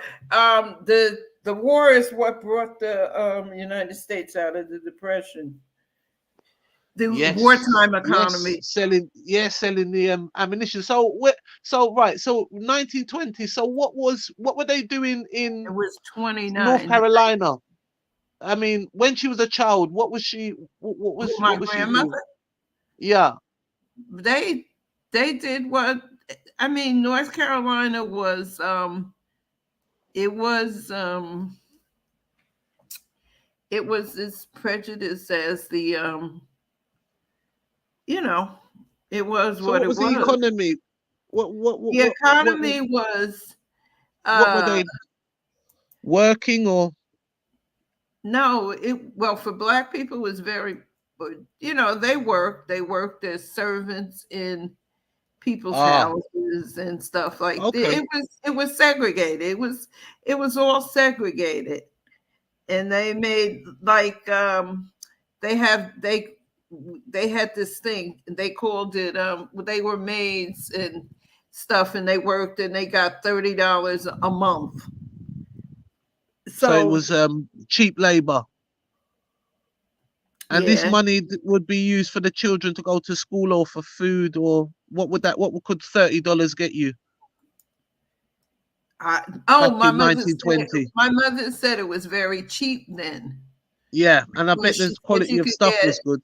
a pound Yeah. of flour for $5, you know, and Yeah. there's a loaf of bread for a nickel, 10 cents, you know. But So it was, your mother never grew up hungry. She never grew up. no, she grew up poor. She grew up poor, but she never grew hungry. they did. They had their own. They lived in their own house in North Carolina. My grandmother had So a they house. wasn't poor. They were middle class. What would you say they were? They were poor people, but they had a house and stuff. See, one thing about the American South, I learned this from living. People who live in the North, like I was born and raised in the North, and we rent apartments, and we have what they call multifamily houses, where we have upstairs, downstairs. You live up over me. I live over. I live in the house with I think you. we I call live on that the flats. Yeah, we You call it call it flats flats, in the right? UK. You call it Yeah. Here we call them, apartments. But Apartments. Yeah, apartments. down, Yeah. but in the South, Black people have always owned their own homes. Right. But what happened Yeah. with my grandmother's home is my aunt's son. My grandmother had a big house, and she had a closet, and they would switch up the winter clothes with the summer clothes and put it up on a pole in there. And some kind of way, my cousin, he was young, he was a kid, and he went in there and the house caught on fire. And it was in a white neighborhood at that time. So the fire department let it burn down. So they had to move across town to the black section, the Oh rough my section Lord. of town. And they did that. But my grandmother had a catering business and everything. And my mother, my aunts and my mother, they were in the North. They were working and sending money back home. And we're going to go back home and help my grandmother build the house back. But the Depression came and they had $500 in the bank. And my mother was telling me about it, but it didn't sound like much to me. I said, Mom, $500. She said that was like having $2,000 or $3,000 in today's money, when she was telling me about it. So she, she was telling me, she used to tell me different things, and so that's so 1920s, right? 1920s. 1929. That was 29. 1929. And so just coming up to the swinging 30s. So what happened when they came to? They moved to New Jersey. Well, my mother and her my mother and her sisters, they were together. My mother's oldest sister, she came to New Jersey when she came up north when she was 16. And when my other aunt turned, I think, 18, she came, and my mother was the last one to come. And they were sending money back home. And so they had an apartment. And when the Depression came, my grandmother lost her job and her catering business. So they sent for her and my cousin to leave North Carolina and come. My grandmother always wanted to go back to live in North Carolina, but she died up here. She died in the North. She never got to go back to North Carolina. Did she visit? Did you go down there and visit? Or did you never went back there? Who? I wasn't born there. I went down. Have you been there? Sure. I've been there. How does it look now? How is it now? I haven't been recently, but I went when I was a kid. I went the last time I was down there, I was 10 years old. And how do you remember it? How was it? It was nice. I liked it. I lived with my grand. I lived with my grandmother. My mother got sick. My grandmother came and got me. We went there and then we stayed down there for almost a year. And she took me with her because I wasn't old enough to go to school. And I loved it because I could go outside. You know, there was no cars coming. It was a big field because I had an aunt. She was a tobacco sharecropper, and they lived on this plantation type thing. And she had a lot of kids. Nobody believes me when I say this, but my aunt had 20. My great aunt had 22 kids. So we went Well, there. I would normally be astounded by that, but sorry to cut you there, Bev. I was working and this African lady, she's from Ghana.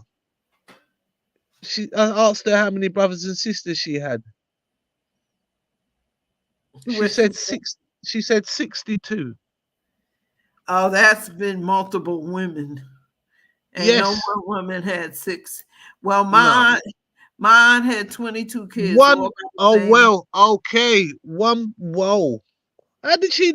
And she was a strong woman, right? They did that then. Like they had a lot of children then because they were 20 kids. sharecroppers. Yeah, Okay, she had wow. 22 of them. They were sharecroppers. But my grandmother only had 3. But Oh, my grandma had 12. So, yeah, my father's sister had 14. And my other aunt, she had 9. Her sister had 9. And yeah, they had a lot of kids. My aunt had 1. I had 1 aunt. My mother's one sister didn't have any. And my grandmother had 3. My mother had 2. We wasn't big into having all them kids. My mother was like, She taught us not to have all them kids. I had wanted 10 kids at one time. One time when I was young, I wanted 10 kids, but I only have 1.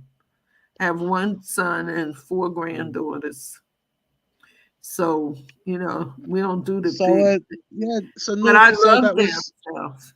And when I lived in Georgia, I loved it. Oh, the weather Oh, is and then so so Georgia was so you just moved to Georgia. You haven't got any family connections there. not in But Georgia. Well, yes, nice. I do Okay. have Okay. family connections in Georgia, but Okay. I didn't move there because of my family connection. Family, right. I moved there because I wanted to go. I always wanted to live down south. And Okay. I have my grandmother's great grandchildren lived there. So I have cousins there in Kennesaw, Right. Georgia. So I have them there. And How in many there. how many states have you been to? Do you mind me asking? Have you been how many? Okay, I have family in Pennsylvania, Philadelphia. I That's have Philadelphia. Okay. right, Philadelphia. Well, I've been to New York because if it wasn't for the Hudson River, I could walk to New York. And let's see what other state. I've been to Virginia, and I've been to North Carolina, in Georgia. I'm planning every year. I plan to go to Mardi Gras in Louisiana, but Oh, that sounds great. Yeah. the year That always looks. That's an amazing part of the. But my Another tough life down there, though, isn't it? Depending on what time. I mean, on what I time have a frame, friend who is from there, and he was Okay. telling me, he was saying, "Don't go to Mardi Gras." He said it's really rough. He said they really steal from it. He said Louisiana is Okay. very rough. So I haven't been there. I've been to. Did I go? I've been to Alabama, and I went to Mississippi on a visit. So I've been to a few. That would be something to see. The Great Mississippi, and Mississippi, also New well, Orleans. The French yeah, I Quarter. want to go to the Mardi Gras, but he's The saying cuisine don't. as well, isn't it? The cuisine. Oh yeah, I want to go for the food. That's really why Yeah, I the want to go. cuisine. I want, that's really why I Oh, want to go. I ain't gonna lie, that's yeah. really why I want to go. The food. Places have changed. Places go through their phases, didn't they? Like a thing the experience of being in the Mardi Gras, you know, it's one of the things to do list, you know, on people's list across the world, you Yeah. know, these great events and being a part of it. But you know, like um we're just looking at different times of, you know, we was back in the 1920s, and you know, looking at the same thing right now. You know, it's a lot of it's crime, you know, a lot of people are feeling unsafe. um Yeah. there's definitely more aggression Well, out here, you know, and what do you think um, about this? I just heard it. I don't know if you've heard it.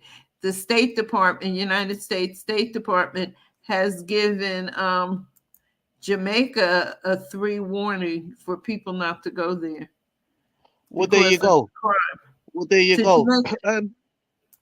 Like Jamaica, if I take you back to say Jamaica, when my grandma was probably a little girl, um, her mother was a mixed race.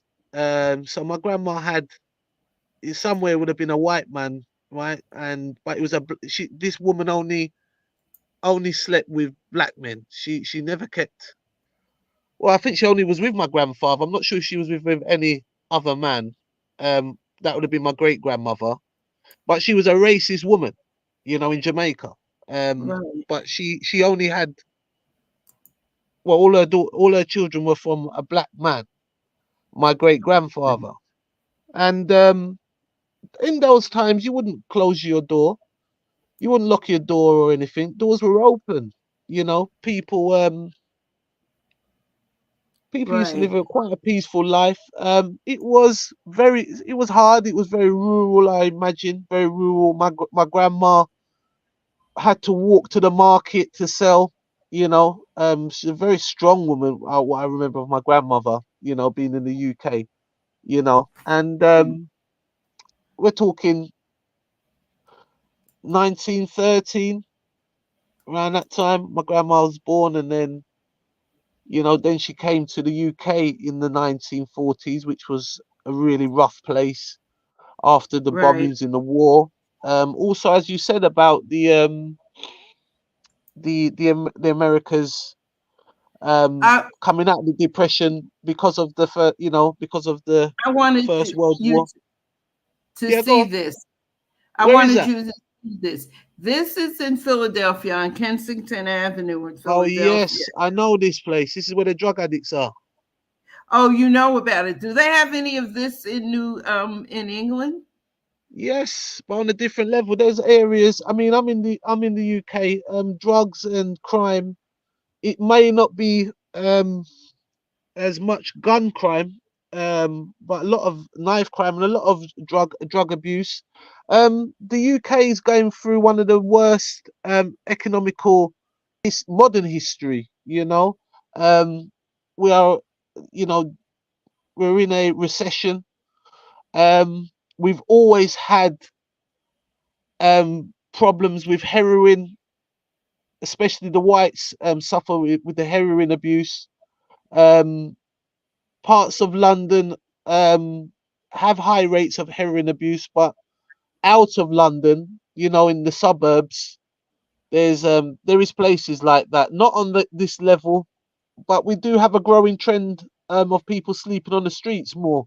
You know, we're having this kind of subculture coming up um, in the cities across the world. People starting to live on the streets, you know, and drug addicted, you know, What what I hate drug addiction. about this, Mm. the way they depict this is only a small area of Philadelphia.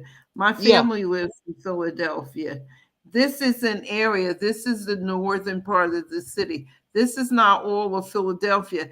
They portray Kensington uh-huh. Avenue as being a as this being a whole city, like a whole street or something, a whole city There, in yeah, Philadelphia, but it's not. It's same really sort of not. setup. There's even there. I tell you, this footage looks quite similar to. There is I watched one in South Africa. And it looks like exactly the same kind of infrastructure, same sort of you know, situation. You know, it's just a rundown part of the city, isn't it? And so what else? Where is the uptown from here then, or what? It's like West Philadelphia. This is in the North Philadelphia area. This is north. Is it what? Okay, and what is it? Mostly housing people? Is it a housing area, or is it? It Is it a place where? it was a shopping area, but the Oh, businesses left because of because of the way it is. Because oh, my family lives in West Philadelphia. And Philadelphia is West Philadelphia is a college town. It's a college town because you have Temple University, Drexel University, the University of Pennsylvania, and there's another one. You have like four colleges in the town. So it's a college town, but they you depict can skip the adverts. they depict Philadelphia as being Kensington, as being Philadelphia, and it's not. And it's really not. So is it cheap? Is the rent cheap? Would it be cheaper there than say where you are? What would the rent or Well, the for prices of them stuff? it's expensive. A 2-bedroom apartment there goes for $950 now. A 2-bedroom Where in apartment. Philadelphia? Yes, and that's Oh, so no wonder they have expensive. so many homeless people then. But And so if it's just a section, it's just a section. It's just a very small section. have they just kind of made like a sort of, have they just made like a red light district? Do you think they've just kind of said, right, we have a problem with drugs, let's just let them contain them this side maybe? It just got out of hand. It's an open drug market. Mm. I said I was going to do something on it so you could hear it, because the stories that they tell, you know. See, Heart-wrenching, isn't it? Oh, yeah, my cousin used to she used to work for Pennsylvania Transit, and she worked at these stations and worked around. oh, is these this in the people. train? Yeah. No, it's the L, the L's.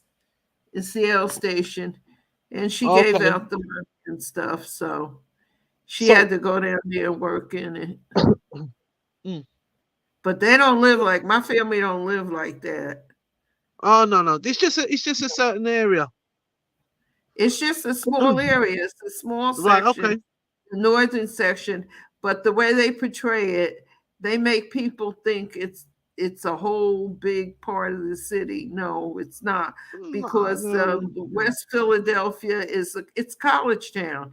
Like I told you, they have Drexel University, they have Temple University, and they have the University of Pennsylvania. And there's one more college. I can't remember the name of it, but it's 4 colleges in that area, in the West Philadelphia area. So Philadelphia is not all, Kensington Avenue is not all of Philadelphia. Yeah. It's just how they make it seem like, and people seem to think that that's the way it is, but that's not the way it is. And I tell people that, and people get upset, but I tell them that's not the way it is. No, it's not. But so some people think it's the whole city and try to Yeah, generalize. they think it's the city is like that, but it's not. Yeah, it's not. They have Have you been down there recently? Well, Philadelphia. I stayed in Philadelphia my family is there, so when I came back up here, I came to help my cousin take care of my aunt, my father's baby sister. She was the only one living. All her sisters had died and everything. Oh, So Lord. I helped my cousin take care of her. And then I stayed, and then COVID came, and it was just like, oh God, it was just like, and then I got sick. I I had breast cancer, so I got sick, no. and no, I'm fine now. I got sick, and so you know, it was terrible, you know. But how long has this been going on for? This I this just recently learned about it. Well, they had a right. place that was called the Badlands, and it was in a smaller area, but it got worse because, like you say, the homelessness and Well, the everybody high sleeping the, on the, the the street. rent, you know, the rent is so high, and also the availability of drugs, and also we've got this new Well, epidemic they take of the xylazine. fentanyl. No, So it's not that, fentanyl. They take what is it? They take xylazine, which is a What is horse. that? It's a horse Ah, tranquilizer. and what do they inject it? Oh I gosh. guess Anyway, they what? injected it. Whoa! You imagine how powerful that is, and that's what they're on. Is it ketamine? It's I not don't know. ketamine, is it? They call it xylazine. It eats your Xylazine. body from the Oh inside, my gosh. out. Oh, the was it the flacker? Not the flacker. What do they call? No, it's not It's a flocka. It's nickname. not flocka. No. It's not Oh, so flocka. it's a new one, and it's eating their flesh. So look, Yes, and you know, you can imagine it could. I mean, this is not necessarily just poor people. This could be someone's. Well, it's definitely someone's son or daughter. You know, out there, but you don't know where what background they're from. They don't necessarily have to. Are they necessarily from Philadelphia? These people, or no, that's what I was going to say. A lot of where are these they white from? people, they come from different places, and they Like come there where? for the drugs. Some of them come from Colorado, Oregon, and stuff. Oregon, and out in the Midwest. That's what And I what, was. just and then lose it on the streets like that, and then go home after, No, or do they they stay sleep there? on the street. They sleep on the street. Okay, okay. This is clean. This is kind of clean. What you're seeing. Yeah. How cold does it get there? It gets real cold. We get below Oh gosh. because I'm only 2 hours away from Philadelphia. Oh really? I'm only here. My family is there. I used to go Yeah. there in the summer, and I used to go Is in there the any streets in New Jersey like that? not where I live. Where I live at, Okay. it can get like that. But the town What I about New live in, York? oh yes, plenty of these in New York. And the West Coast maybe? And also them other places like them old, as you said, the Midwest. There's so many. America's so vast, isn't it? You know, Yeah, it's a your lot of experience places. can be different. Eh? Just like the UK. I mean, I'm in the London area, and there is areas, but not as big. But you will find little areas here like that. But up the north, you'd find even more because it's kind of opposite with the UK. The UK's wealth is more in the south to the Well, north, but in America, the more of the wealth is in the north than the south. If you see what I mean. Well, actually, I'm like 12 hours away from the Canadian border. Yeah, I could drive Yeah, to the right. Canadian border in one day if I Wow. wanted to. 12 Yeah, I hours. could That's a drive long. to Wow. Canada. Yeah. Have So you it been to gets the Niagara cold here. Falls? Huh? Oh, and I've been Have to you? Canada. Yeah, I've Okay. been to Canada. How do you how is Canada? How is Canada in comparison to the US? Is it similar? It's similar buildings. It was clean, but I went. I didn't have my son when I went, so I had to be. My mother was still living, so I had to be in my 20s. My mother was still living, so we all went to Canada. They have free care, free medical care, because one of the kids got hurt up there, and he was in the hospital. He had a concussion, and they got insulted because they were offered a health card, an insurance card. They didn't charge anything for treating them, and they get insulted they used to get insulted if you offered to pay them, you know, because we're so in America, we're so used to paying doctors. You know. And so, wow, that's another experience, isn't it? I mean, the UK, well, probably one of the only places in the world that has the NHS, you know, which is free of charge, you know. Yeah. At Now least you some see some. aspects of private, some, you know, there is private places where people pay, you know, private doctors, which is increasing.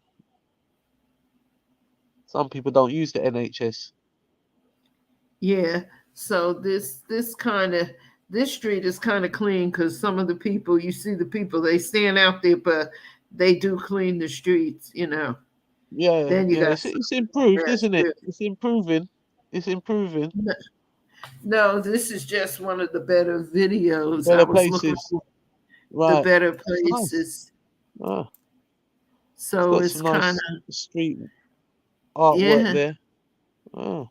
So they did. And these are the houses as well. They're kind of like a Yeah, yeah. slim, Now this slim. is the trashy part. Yeah. Some people are lucky enough to they give them tents to sleep in, which is crazy, I think. Well, I think it's yeah. Yeah. Well, you know, because of this rise in rent, you know, a lot of people are Oh losing yeah. their job. They lose their job, or they can't afford their rent. They got a drug habit to cope with Right. their sad life that they're living, and then it take control of them. Then they can't pay their rent. Then they get kicked out of the rent, then out of the house. Then they take more drugs. Then they lose the job. Then they're on the streets. So you know, because of the rise in the rent, Well, and we're also because of the availability of drugs. You know, these drugs are not from. These drugs are brought in. You know, and you know. well, where I live in a 1-bedroom apartment, and it's 614. Well, I pay 14.25, but people now are paying 16. And for a 1-bedroom, and for a 2-bedroom, they're paying like 2,800 a month. That's So a lot of whack, isn't it? That's a lot of money. yeah, It's a lot of money. You it's a know, struggle. It takes all my money, but it is what it is. and it's around 900 mark. How much would be the cheapest rent in the south? Now, In oh, south, in the South, yeah. about 900, So 1,000 it's still maybe. quite up there as well, isn't it? It's you know, it's just Yeah, similar when to the UK. corporations have taken over America. Right, right. Corporations saw a chance to buy up stuff. The Koch Uh, brothers, if you study the Koch brothers, Koch, Koch brothers, Charles David, and I forget the other brother, I think his name was Robert, but the Koch brothers, they're these ultra conservative right wingers who they go after. And there's another guy, Ed Bloom. Ed Bloom, he's destructing everything. He wants to take, they're going after HBCUs. You know what they are, right? The HBCUs. no, what's that? Historically, Oh, historically black. black and, you know, Oh, I think you spoke about this. yeah. Well, they're taking them, they want to do away with them. White kids can go there. And as a matter of fact, some white kids have gone there. But you know, they want to close it. They want to, they're heading for that. They want to, I don't know what they want to do. But that book I was telling you about, Blood at the Roots, Yeah. it's one of the books. This is the why they don't want Black history known. This is the real history. You know what I'm saying? It's real history. It's not So tell me. sugar-coated. It's So not a he said, yeah, he said something about there was a Black Wall Street in another part of America, you said. in Forsyth, yes, in Forsyth, Georgia. Because he said as a kid he wondered why there were no Black people. He moved out. He lives in New York, and he's a professor at Drew University in New York State. And Okay. he tells all the lynchings and stuff. It's actually a Really? hard read. For me, it's a hard read. You know, I read it, and usually He witnessed this. He witnessed this yeah, as he a child. witnessed it. And Oh my gosh! And he's you telling us gotta the get that experience of book. that. Yeah, I mean, but you know, for me, to be a part of that, it must be. I mean, as I said, we're under the effect of the slavery and the hardship that we've received from the colonial powers, but the white people that were doing these things, it affected them and their life, but their children, to witness some of these horrors, you know what I mean? and for me, it's a hard book to read because a lot of my, like I said, my mother was a kid when a lot of it happened, and she was saying how Black people, it scared Black people, a lot of Black people, and kind of kept them in line. I guess that's what you could say. So, and they have a It's lot about terrifying. they have a lot about Terrifying, isn't it? yeah, they have a lot about lynching in this book. In the book, it's a kind of a thick book, I need to but get this book. Yeah, I but need to get it's this book. I don't. If you have Amazon, I don't know if you get Amazon over there, but Amazon discounts them.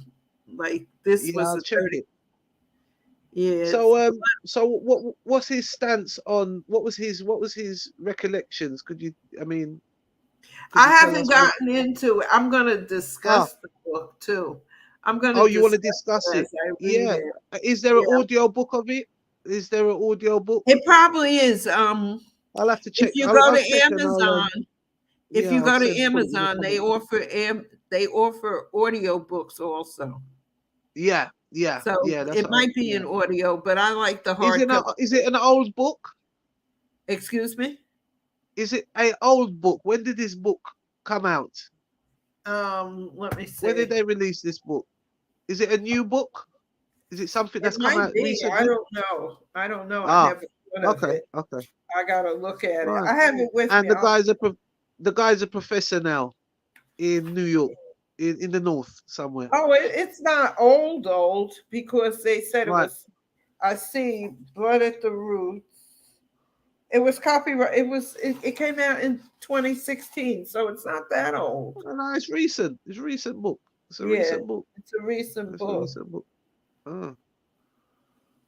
And he's talking about the and then also he spoke about the finance. So what about the place in Georgia? So tell me the White Wall Street, where exactly was that in Georgia? Black Wall Street? Yes. No, that was in Tulsa, Oklahoma. Right. So that's in Oklahoma. So he said there was another one in Georgia. Yeah, one that I never knew of until I read this book. Right. And they ran all the people out and took all their property and stuff. Yeah. So this is what I say this to say that, and then I'm going to have to go because it's almost 12. It's almost 1 o'clock here. But yeah, sorry for keeping you up. Are the people who I think should get reparations? I have my feelings about reparations. They're never going to be able to pay us. There's really no history of what we owned, Now, I still have my grandmother's land where her house was. So, is that a title? Do you have a title for it? Like in Jamaica, you get a title for the land? No, there was no house left on it. So, but I have the land. They know who owns it. It's left to me because my mom died. My grandmother and all her children are dead. So, and my sister died 2 years ago, so I'm the only heir to it. Me and my son. It comes to me, and then I gave it to my son though.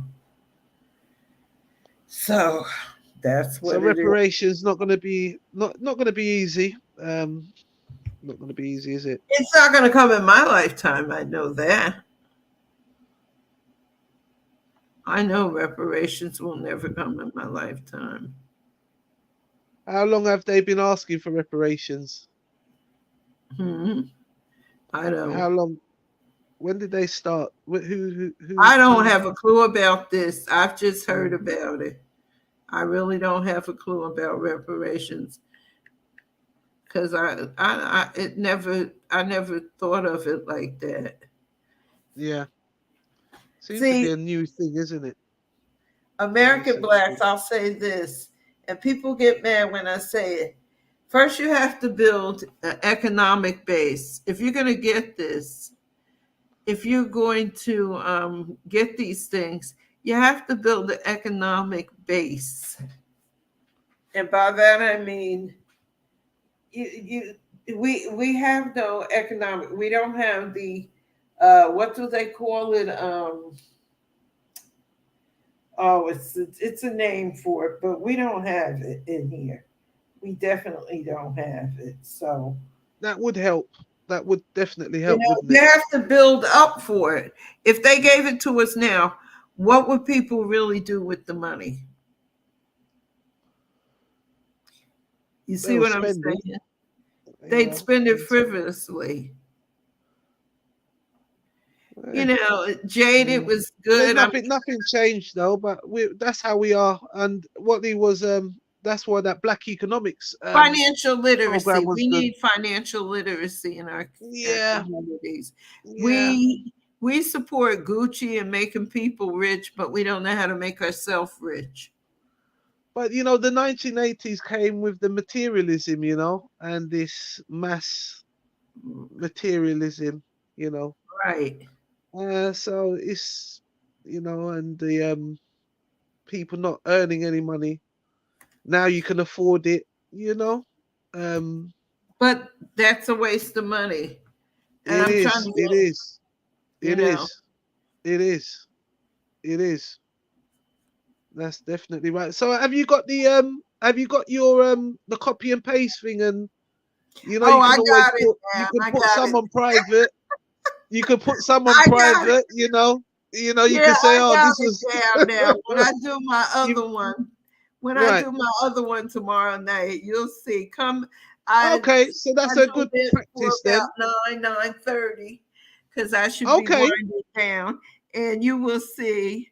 I will have. All right, I will make sure. I'll make sure I'll drop by, but I'll make sure I stay in the chat this time. Yeah, but it's really nice having a chat, and you always give me great information about America, you know, and it's nice to hear the experience. It's nice to have somebody to talk to, you know, because I'm not into all of that foolishness with the So we're gonna have to do so when are we getting the results for this case between this woman? What's happening there?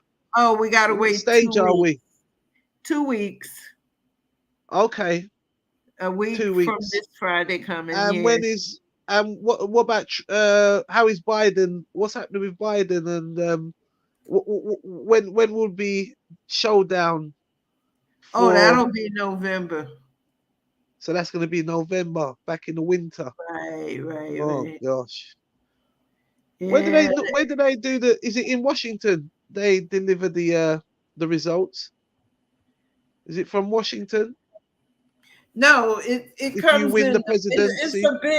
It's election night is a big deal. The states come in. They have a board with states on it. And do you get time off work? Does everybody get time off work to go and vote, or is there a holiday? Or well, they're thinking about making it a day off this year because it's such a crucial vote.